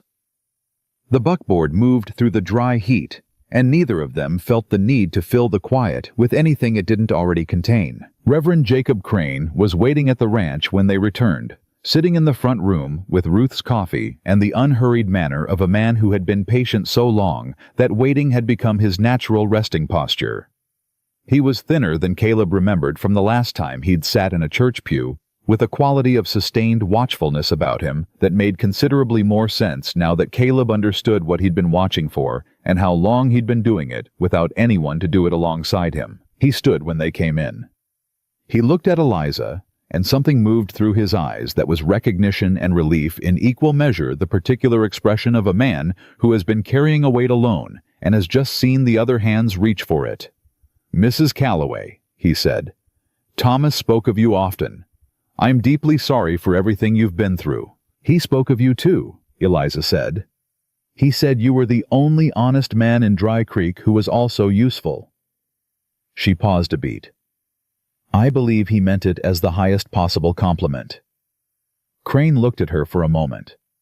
Then he did something Caleb had not seen him do in 15 years of acquaintance, which was smile with his full face, without reservation, without the minister's careful management of expression. He was right on both counts, he said. They sat together for 2 hours. Caleb Eliza Crane and Agnes Whitmore, who came down from the guest room with the determined bearing of a woman who had been waiting for precisely this kind of meeting and was not going to miss it from politeness. And they built the structure of the territorial court presentation the way Caleb had built cases in his martial years, piece by piece, sourced and dated every weak point, identified and addressed before anyone else could find it first. Crane had more than Caleb had expected. 2 years of quiet, careful work had produced a parallel record of Renner's property manipulations that cross-referenced with everything in Eliza's and Agnes's packets and filled 3 gaps in the timeline that had been bothering Caleb since the night before the Briggs property contest. The Dunmore family's forced sale the previous spring, and a committee meeting 8 months ago, where the vote count in the official record didn't match what 6 people in that room had actually witnessed. 6 witnesses from that meeting, Caleb said. Are they still in the county? 4 of them, Crane said. The other 2 moved north, but I have letters from both of them. He produced them from his coat pocket, with the precise economy of a man who has been keeping things in careful order for a long time. I asked them to write down what they observed shortly after the meeting. I told them it was for the church historical record. Eliza looked at him. Was it? Not exclusively, Crane said with the specific serenity of a man who has made his peace with small pragmatic departures from the literal truth in service of something larger and more necessary. Agnes spread the appointment logs across the table and walked them through the 4 Vance meetings in chronological order, and what emerged from that chronology was the precise shape of how a man of Sterling Vance's position and distance had used Douglas Renner as a local mechanism, while keeping his own name entirely off every document that would ever be filed in a county court. It was careful work. It was patient work. And it had one significant flaw, which was that it had required Renner to be trusted, and Renner had trusted Collier, and Collier had trusted his own ability to manage a problem quietly, and had left a woman alive who could identify him by a ring on his right hand. That's their chain, Caleb said. He looked at the table. Vance uses Renner. Renner uses Collier. Collier executes. The further up you go, the more distance from the actual acts. The further down you go, the more exposure. He paused. Collier knows things about Renner that Renner would prefer a territorial court never hear. And Collier is in custody, which means he has a significant incentive to talk. He'll talk, Eliza said quietly. She said it without bitterness, without satisfaction. Just information read from a man she had stood across from twice in the worst circumstances of her life, and had studied the way she studied everything completely, and without flinching. He is not a man who goes down alone, if he has any other option. Owen came in from the yard at mid-afternoon with 2 pieces of news, and the particular expression of a man who has been carrying them at different weights and is relieved to set them down. The first was that Wade Collier was in Sheriff Alcott's custody, had been since noon, and had within 2 hours of arriving there requested to speak with someone from the Territorial Prosecutor's office. The second was that Douglas Renner had not been seen in his office since shortly after Caleb and Eliza had left it. His house appeared to be empty, and his horse was gone from its stable. The room went quiet. Bernard Tully, who had arrived an hour earlier with his wife Eleanor, a composed woman who had sat down beside Eliza with the quiet solidarity of someone who has been carrying her own portion of a long wait and is finally in this crowded front room of a ranch house that had become something between a legal office and a sanctuary, allowed to put it on the table. Bernard looked up from the papers he'd been reviewing and said, "He ran." "He ran," Caleb confirmed. "How is that better than the alternative?" Bernard asked. "A man who stays and fights has lawyers and time and the machinery of his position," Caleb said. "A man who runs is telling a territorial court exactly what his own assessment of his guilt is." He looked around the room. Vance will distance himself immediately. He'll deny the Renner connection claim the Meridian Holdings arrangements were entirely legitimate, put his lawyers between himself and every document that has his name adjacent to anything Renner's done. He paused. But Collier was in those rooms. Collier heard those conversations. Collier is the direct line from the executed acts back up to the men who ordered them. And no amount of legal distance survives a credible witness who was present in the room. Agnes looked at the appointment logs on the table. "I was in those rooms too," she said, quietly without drama. "I kept those logs. I was there for 3 of the 4 Vance meetings, not inside Renner's private office, but I heard enough through a door that wasn't as solid as Renner thought it was." She met Caleb's eyes. "I can testify to what I heard directly. That is not documentation. That is a witness."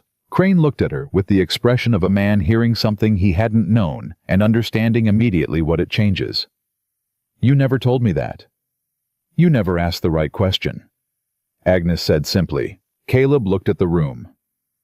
At Agnes, with her 12 years of professional precision and 4 months of hiding and the accumulated weight of everything she had kept safe and was only now allowed to put down. At Crane, with his 2 years of quiet work and his congregation, he had been trying to protect, and his letters from witnesses who had trusted him with what they'd seen. At Bernard Tully, who had made the wrong choice once and had spent 3 months being crushed by it, and had driven himself to this house before sunrise to make a different one. At Eleanor Tully, who had known most of it, and had waited with the patience of a woman who understood her husband had to arrive at his own conscience by his own road. And at Eliza, who had not sat down since they returned from Renner's office, who was standing near the window with Clara on her hip, who was listening to all of it, with the focused attention of a woman cataloging every piece for its weight and its position, the way Thomas Calloway must have looked at documents in a county records office at noon on a Tuesday, when something didn't line up and he stayed to understand why. She caught Caleb looking at her. She did not look away. The territorial investigators arrived on Saturday. There were 3 of them sent by Judge Holt with a letter that made their authority explicit and their mandate clear. They set up in the courthouse, not the commissioner's office, not the county clerk's, the courthouse, which was its own statement about where the center of gravity in Dry Creek County had relocated. They worked through the documentation with the careful, methodical attention of people who have been given more material than they expected and have decided to use all of it. Caleb gave his testimony on Saturday afternoon. He sat across from the lead investigator, a compact and precise woman named Frances Alcott, no relation to the sheriff, and answered every question with the same economy he brought to everything that mattered. He gave her the timeline, the documents, the chain of custody, the names. He gave her 6 years of federal case-building instinct applied to everything he had assembled in the past 48 hours. When he was done, Frances Alcott looked at him across the table and said, "Mr. Hargrove, in 11 years of this work, I have rarely seen a more efficiently constructed preliminary record. You built this in less than 3 days. I had good material," he said. "Someone else did the hard work first." Frances looked at him. "Thomas Calloway." "Thomas Calloway," he said, "and his wife." Eliza gave her testimony on Sunday morning.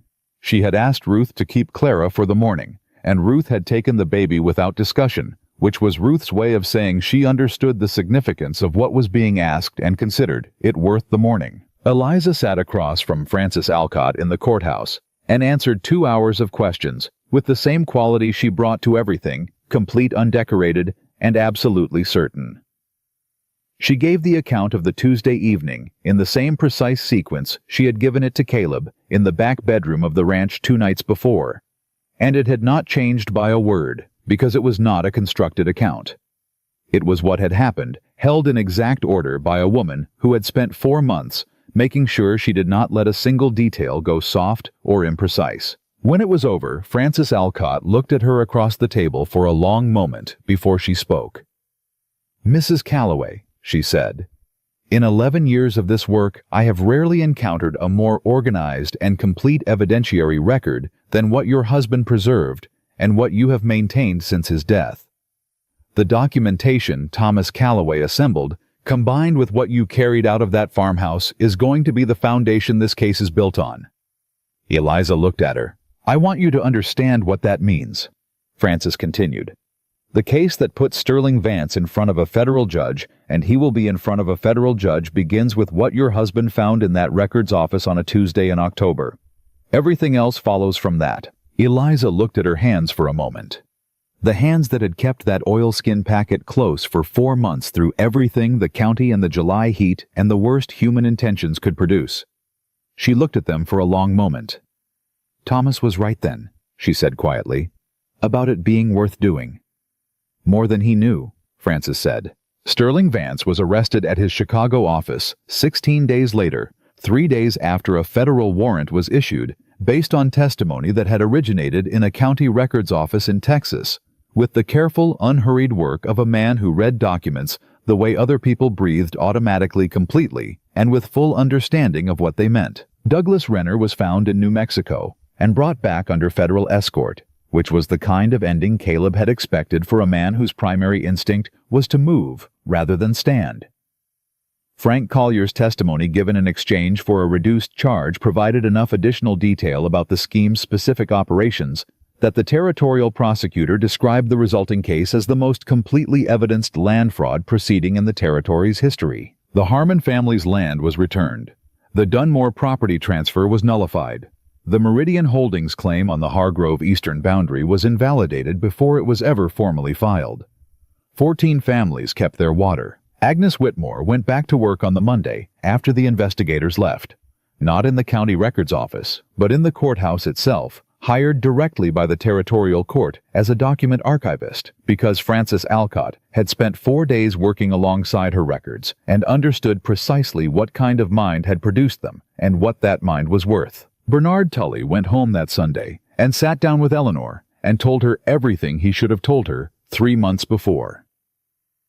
Eleanor, who had known most of it, and had been waiting with the patience of a woman who understood that her husband had to arrive at his own conscience by his own road, listened to all of it. Then she got up and made supper, which was her way of saying he was still the man she had chosen, and she was not changing her mind. Reverend Crane preached the following Sunday to the fullest house his church had seen since the drought 3 years back. He said nothing directly about what had happened, because he was a careful man and a private one. But he read from a text about the cost of telling the truth and what it gives back in return, and there was not a person in that building who did not know exactly what he meant. It was on the Wednesday after, when the last of the investigators had cleared their files out of the courthouse and the county was settling back into its ordinary rhythms with the careful relief of a community that has been through something and is deciding what to make of itself on the other side of it, that Caleb found Eliza in his study. She was standing at the window with Clara on her hip and a look on her face that he recognized as the particular expression she wore when she was in the middle of something she hadn't finished thinking through. She didn't hear him in the doorway. He stood there for a moment and watched her watch the yard, and he thought about the afternoon 3 weeks ago when he had first seen dust rising from the Whitaker house and had turned his horse toward it without being entirely certain why. He thought about that choice the way he'd been thinking about it repeatedly, since not with regret, not with any particular sense of drama about it, but with the quiet recognition of a man who has identified the exact moment his life made a turn that was not going to be reversed. "You've been in here a while," he said. Eliza turned. She looked at him with the directness she brought to everything, then looked back at the window. "Clara fell asleep 20 minutes ago," she said. "I didn't want to put her down." He came in and sat at the edge of his desk. Clara was deeply asleep against Eliza's shoulder, her face slack and entirely peaceful, entirely unconcerned with the weight of everything the past 3 weeks had asked of the adults around her. "Frances Alcott sent a letter this morning," Eliza said. "The federal proceeding will go forward in November. She wants us both in Chicago for the opening arguments." "I know. She wrote to me as well." Eliza looked at him. "You'll come." "I told Thomas I'd back him up," Caleb said. "Chicago is part of that." She was quiet for a moment. Clara shifted in her sleep and resettled, and Eliza's hand moved in the automatic circle on the baby's back that Caleb had watched her make 100 times in the past 3 weeks, and that he had stopped consciously noticing only because it had become part of the ordinary texture of the house. "Agnes is settled," Eliza said. "The Tullys are settled. Reverend Crane has his congregation back and his work is out in the open now, which I think suits him better than the other kind." She paused. Everyone has somewhere to go. Caleb waited. He had learned when she was working towards something, and when she had arrived at it, and she had not arrived yet. "Doc Shaw told me this morning that the boarding house in town has a room available," she said. "He said Mrs. Ferris is a decent landlady, and that it's a reasonable situation for a woman with a child." She kept her eyes on the window. "He said it as if he were being helpful." "Were you asking him for suggestions?" "No," she said. "He offered them. I think people have started to wonder what I'm going to do now that the reason for being here has resolved itself." Caleb looked at her. At the particular quality of her standing at that window with her daughter asleep against her shoulder and the July light coming through the glass and catching the side of her face, and he thought about a woman on the floor of an abandoned farmhouse pressing a baby against her chest in the July heat, and a pulse under 2 fingers after 3 of the longest seconds of his life, and eyes that opened in the back bedroom of his ranch and found him without confusion and without performance. He thought about Thomas Calloway, who had read a document in a county records office and understood what it meant, and had done the right thing with that understanding, at a cost Caleb was not going to let be paid for nothing. He thought about what it cost to open a door you had closed for good reasons, and find out that the reasons were still good, but the closing had been a mistake. "Eliza," he said. She turned. Whatever she found in his face, she held on to it for a moment before she answered. "I know what I want to say," she said. "I'm not entirely certain it's appropriate to say it." "Say it anyway." She looked at him steadily. "I'd like to stay. After Chicago when it's finished. I'd like this to be where Clara and I are." She said it the way she said everything that mattered, directly without apology, for the directness with the precise weight of what she meant, and nothing more and nothing less. "Not because I don't have other options, because this is where I want to be." Caleb looked at her for a long moment. Clara chose that moment to wake up the way babies do from absolute sleep to full presence with no interval between. She lifted her head from her mother's shoulder and looked around the room with her dark brown eyes until she found Caleb, and then she regarded him with the serious evaluating attention of a child who has been forming an opinion about someone for 3 weeks and has just confirmed it. She held out both hands in his direction. He crossed the room and took her. She settled against his chest with the immediate totality of a small person who has made a decision and considers the matter entirely closed. Eliza watched this. Something moved through her face, not small and not performed, and it did not pass quickly. She let it stay where it was, which was new, and it changed her expression entirely the way light changes the quality of familiar ground. "She does that to people she's decided to trust," Eliza said. "Proceeds on that basis without any further discussion." "Seems efficient," Caleb said. "It is." She looked at him. "I learned it from her, actually. It took me longer to get there." He held Clara against his chest and looked at Eliza and thought about 9 years of a man operating in the dark, and the particular kind of people it had taken to bring that dark to an end. A records clerk who stayed late because something felt wrong. A woman who kept what he gave her through everything designed to make her let it go. A doctor who had been waiting for the right question. A minister who had been working quietly in the only ways available to him. A records keeper who had made copies out of 30 years of professional habit. A committee member who had driven himself to a ranch house before sunrise because his conscience had finally outweighed his fear. Ordinary people doing the right thing at the right moment with whatever they had available. Thomas Calloway had been one of them. He had not lived to see what his careful, honest work had built. But it had built this room this morning, these hands full, this particular quality of light on everything. "This is already where you are," Caleb said. Eliza was still for a moment.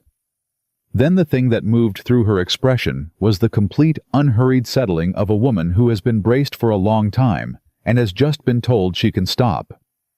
She did not look away. She did not arrange her face into anything.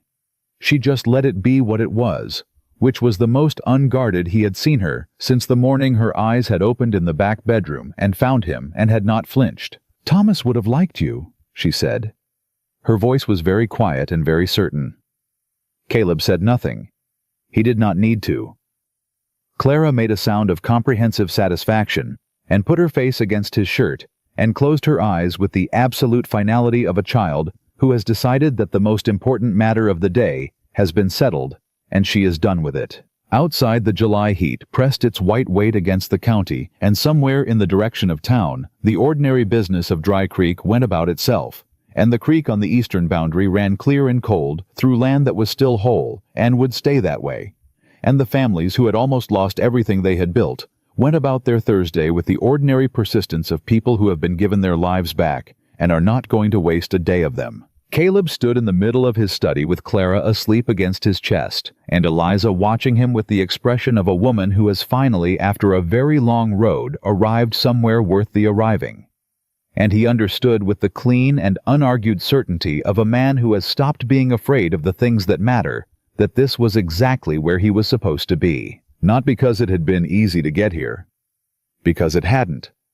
Because it had cost something real from everyone in this room and everyone connected to it, and the things that cost something real are the things worth keeping. Some things are worth riding toward.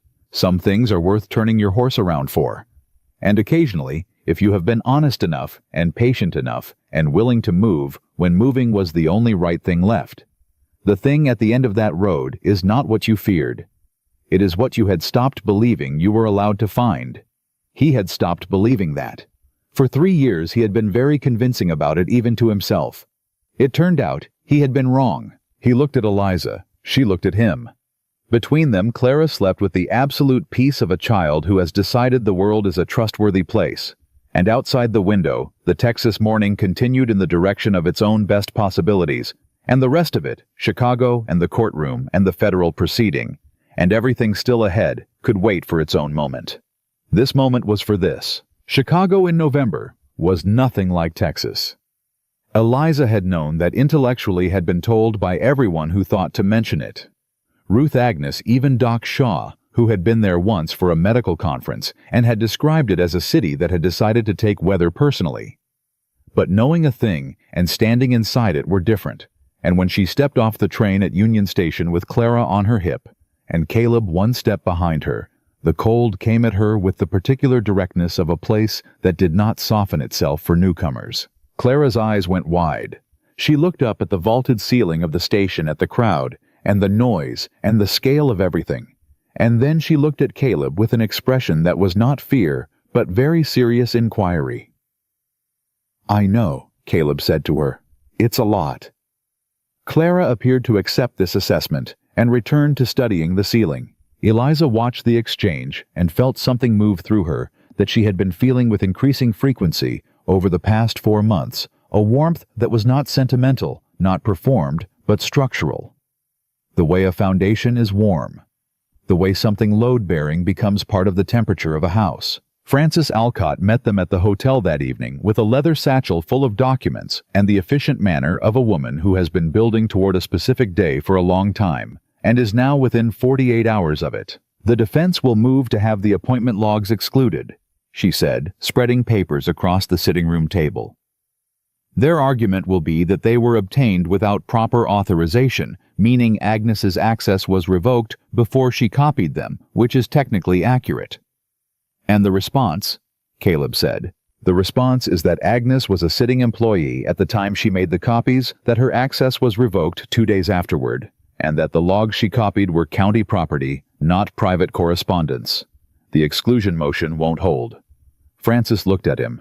"But they will try it. I want you prepared for the delay." "How long?" "Half a day. Perhaps a full day if the judge is patient with them." She looked at Eliza. "Your testimony comes on the second day. They will attempt to establish that your account of the Tuesday evening is colored by grief, that your memory of what Thomas told you has been shaped by the events that followed, rather than the events themselves." She held Eliza's gaze directly. "They will be respectful about it. Vance's lawyers are very good, and they know that a jury does not forgive an attorney who is unkind to a widow. They can be as respectful as they like," Eliza said. "The account I give tomorrow is the same account I gave Francis in Dry Creek in August. It's the same account I gave Caleb in July. It has not changed because it is not a constructed account. It is what happened. Frances looked at her for a moment with the expression of a woman who has prepared witnesses for 11 years and has just been reminded that some witnesses do not require preparation. "I know," she said. "I wanted to make certain you knew what was coming." "I know what's coming," Eliza said. "I've known what was coming since the night Thomas put that packet in my hands." Frances nodded once. She gathered her papers with the efficiency she brought to everything. At the door she paused and looked back at both of them. "Thomas Calloway was a meticulous man," she said. "The annotations in the margins of that deed copy the cross-references, the dated notations of when and how he accessed each document. They are the work of someone who understood exactly what he was building and built it to last." She paused. "He did not get to see it used, but he built it to be used. That is going to be visible to everyone in that courtroom tomorrow." She left. The room went quiet. Eliza stood at the window with Clara asleep in the portable crib Ruth had insisted on packing and which had taken up most of the available space in the second trunk. The city outside was dark and large and entirely indifferent to what was going to happen in a federal courtroom the next morning, and she found she did not mind its indifference. Indifference from the large and impersonal was not the same as indifference from people who knew you and chose not to see you. She had lived through the second kind. The first was simply weather. "You should sleep," Caleb said. He was still at the table, reviewing the order of evidence with the focused attention he brought to anything that required precision. "I will." She didn't move from the window.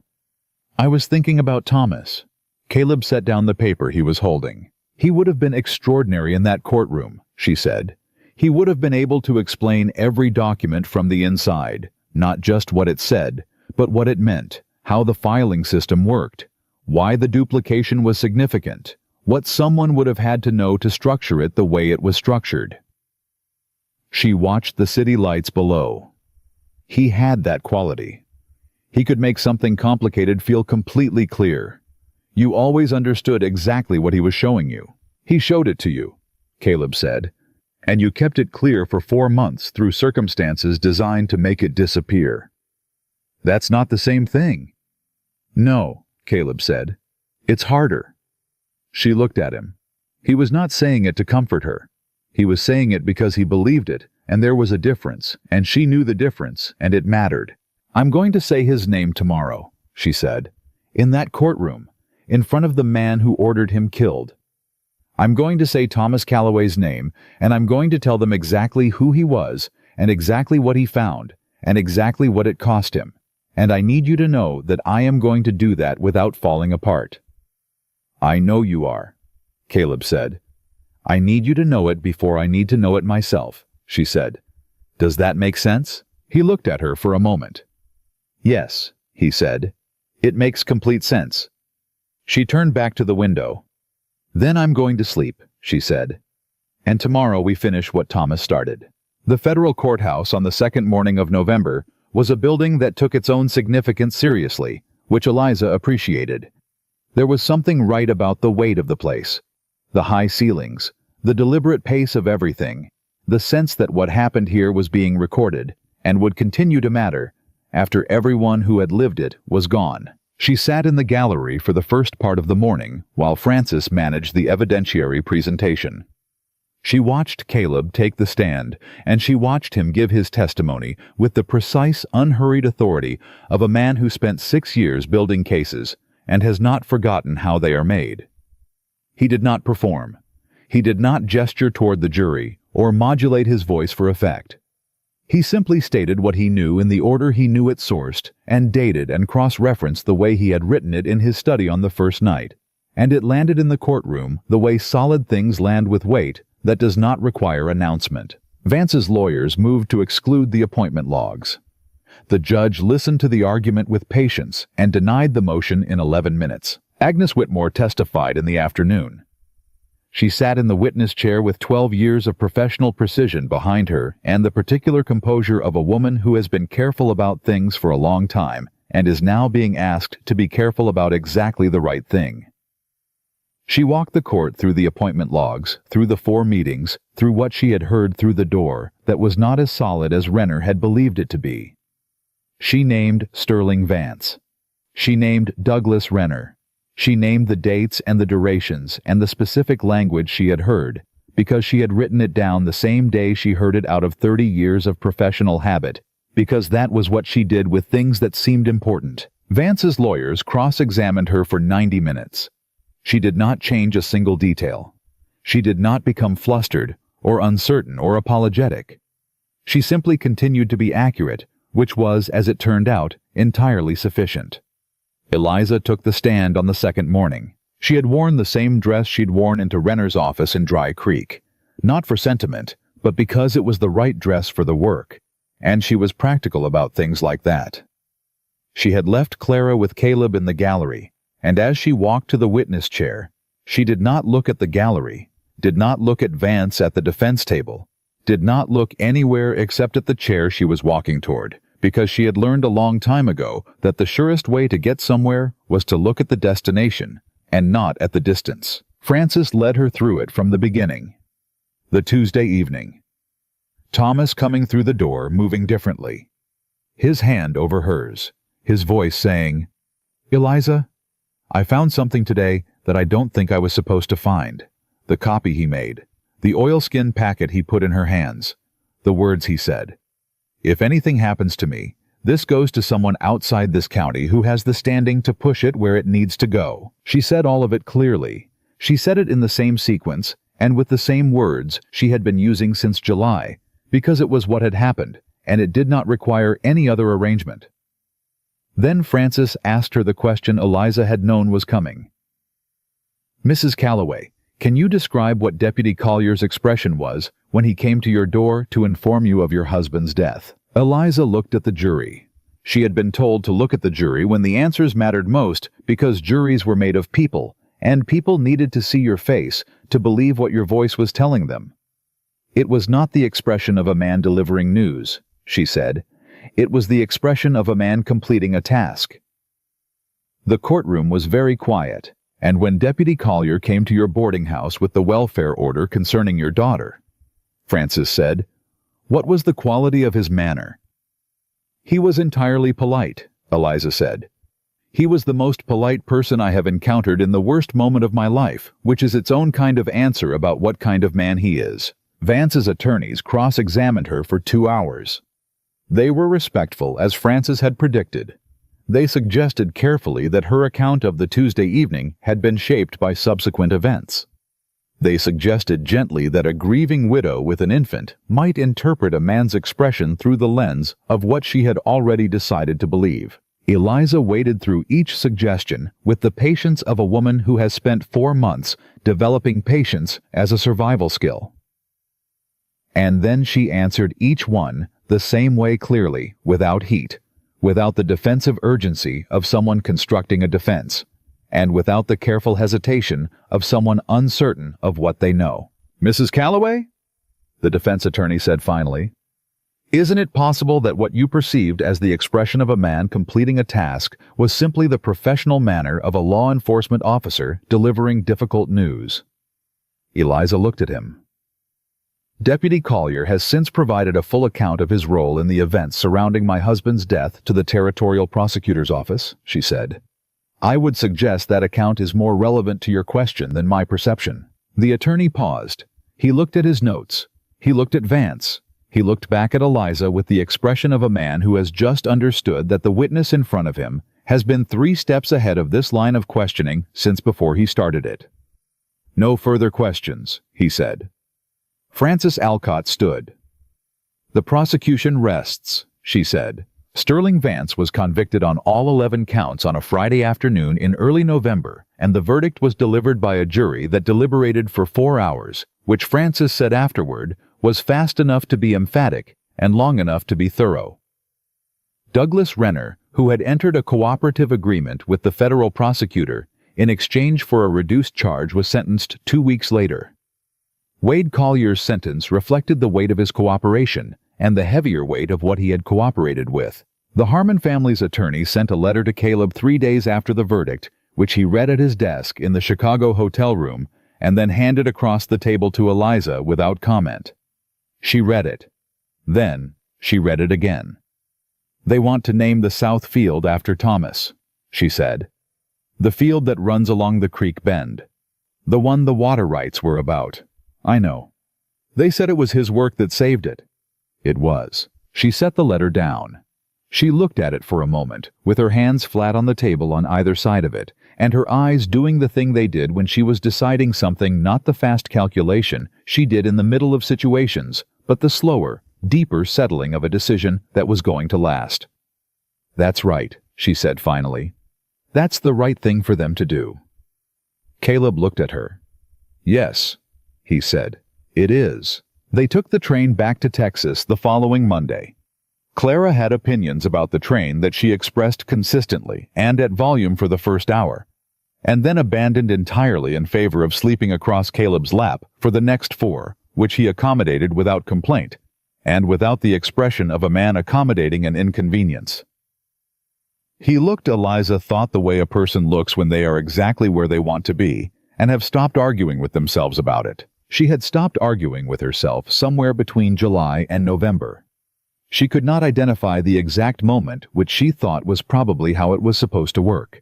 The important things becoming ordinary, not through diminishment, but through permanence, the way a good foundation eventually stops feeling like something you added and starts feeling like the ground itself. Ruth had kept the ranch running with the efficient authority of a woman who had been doing so for 15 years before Caleb's personal life became complicated, and saw no reason to stop. Owen had managed the fall cattle work with the same plain-spoken competence he brought to everything. The house was exactly as they had left it, which was its own kind of welcome. The welcome of a place that did not need you to exist, but is unchanged by your absence, because it was built to last. The first morning back, Eliza woke before Clara and went out to the front porch in the early light and stood with her coffee and looked at the fields. The November air was cool and dry, nothing like what November meant in Chicago. The eastern boundary fence ran along the far edge of the south field, and the creek beyond it caught the first of the morning sun in a flat, silver line. Thomas Calloway had never seen this land, but the water that ran through it on the Harmon field, and on the Dunmore field, and on the 12 other properties along the upper county ran clean and available, because Thomas Calloway had stayed late in a records office on a Tuesday, and had known what he was looking at, and had not looked away. She thought about that the way she had been thinking about it since July. Not with grief, or not only with grief, but with the particular quality of feeling that has grief in it, and something else alongside it. Something that is not the opposite of grief, but runs in the same direction, the way 2 rivers can share a bed without either one ceasing to be itself. She heard the door behind her and did not turn around. Caleb came to stand beside her. He did not say anything for a while. He looked at the same line of fence and the same strip of creek and the same early light that she was looking at. And the silence between them was the comfortable kind, the kind that does not need to be filled because it is already full. "Clara's still asleep," he said. "She wore herself out on the train." "She wore me out on the train." Eliza looked at him sideways. "You didn't look worn out." "I was concealing it," he said. "Professionally." She smiled. It was not the first time she had smiled in his presence, but it was the first time she had done it without being aware of doing it, without some part of her cataloging it as a thing happening. It simply happened. The way things happen when you have stopped watching yourself from a distance and have finally fully arrived inside your own life. He looked at her when she smiled, and what was in his face was not surprise and not performance. It was the expression of a man seeing something he has been waiting for without entirely admitting to himself that he was waiting. "I want to ask you something," he said. "All right." He looked at the creek line for a moment. Caleb Hargrove was not a man who approached important things sideways, but he was a man who made sure of his footing before he moved, and she had learned the difference between hesitation and care. This was care. "I know what you said in the study," he said, "in August, that you wanted to stay, that this was where you wanted to be." "I remember saying it. I want to know if you still mean it," he said. "Not because I have any doubt, but because you've earned the right to be asked directly, clearly, in a way that gives you the full room to answer however you need to answer." She looked at him. He was looking back at her with the same quality he'd had since the first morning, direct, undecorated, making no assumptions about what she was going to say, and not moving to fill the space before she filled it herself. "I still mean it," she said. "I mean it more than I did in August, which I did not think was possible in August." He was quiet for a moment. "Then I want to ask you something more than that." "Ask it." "Eliza Calloway," he said, "I would like you to be my wife. Not because you need the protection of it, and not because Clara needs the stability of it, though I intend to provide both. Because this house has been mine for 3 years, and it has been a house, and since July it has been something else, and the something else is you, and I do not want to imagine going back to what it was before." The morning held its breath. Eliza looked at him for a long moment. She thought about Thomas, who had loved her completely, and had put the most important thing he'd ever done into her hands, because he trusted her with it above everyone else in the world. She thought about what it meant to honor that, not by holding herself apart from the rest of living, but by bringing everything Thomas had built in her toward the life still ahead. He had been careful and honest and willing, and he had given her a daughter and a year of marriage, and the specific kind of love that teaches you what love is supposed to feel like, so that you can recognize it again when it comes. She recognized it. "Yes," she said. Clear and simple, and without qualification, the way she said everything that was true. "Yes, Caleb, I will." He put his arm around her on that November morning, and she leaned into the solidity of him, and they stood on that porch together, and looked at the land that had been fought for, and kept at the creek that ran, because honest people had refused to look away at the eastern boundary fence that marked the edge of something that was going to remain whole. Clara's voice came from inside the house. The particular sound she made upon waking, half question, half announcement, entirely certain that the world should now arrange itself around her awareness of it. They both moved for the door at the same moment, and then Eliza stopped and let Caleb go first, and watched him push through the door, and heard his voice low and easy saying good morning to her daughter, and heard Clara's immediate and comprehensive response, which was to stop making noise entirely and make the specific sound she reserved for Caleb, that was not a word yet, but was unmistakably a name. Eliza stood on the porch for one more moment. She looked at the creek. She looked at the sky going from pale to blue above the eastern ridge. She looked at the ordinary, extraordinary fact of a morning she was fully present inside, standing on ground that was hers, with a life ahead that was hers, held by people who had chosen her as deliberately and completely as she had chosen them. Thomas Calloway had been the most careful man she had ever known. He had been careful with documents, and careful with the truth, and careful with the people he loved. He had put the most important thing he'd ever built into her hands and trusted her to carry it to the right place. She had carried it.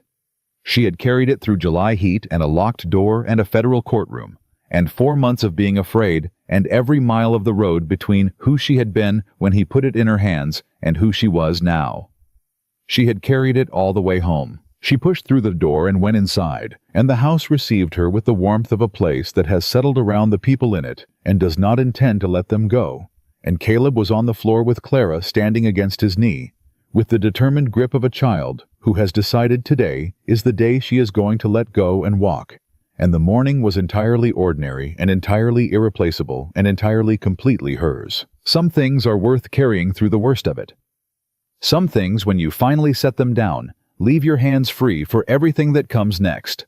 And the life waiting at the end of that road, the real one, the earned one, the one built from honest work and honest love, and the refusal to look away from what matters, that life does not ask you to forget where you've been.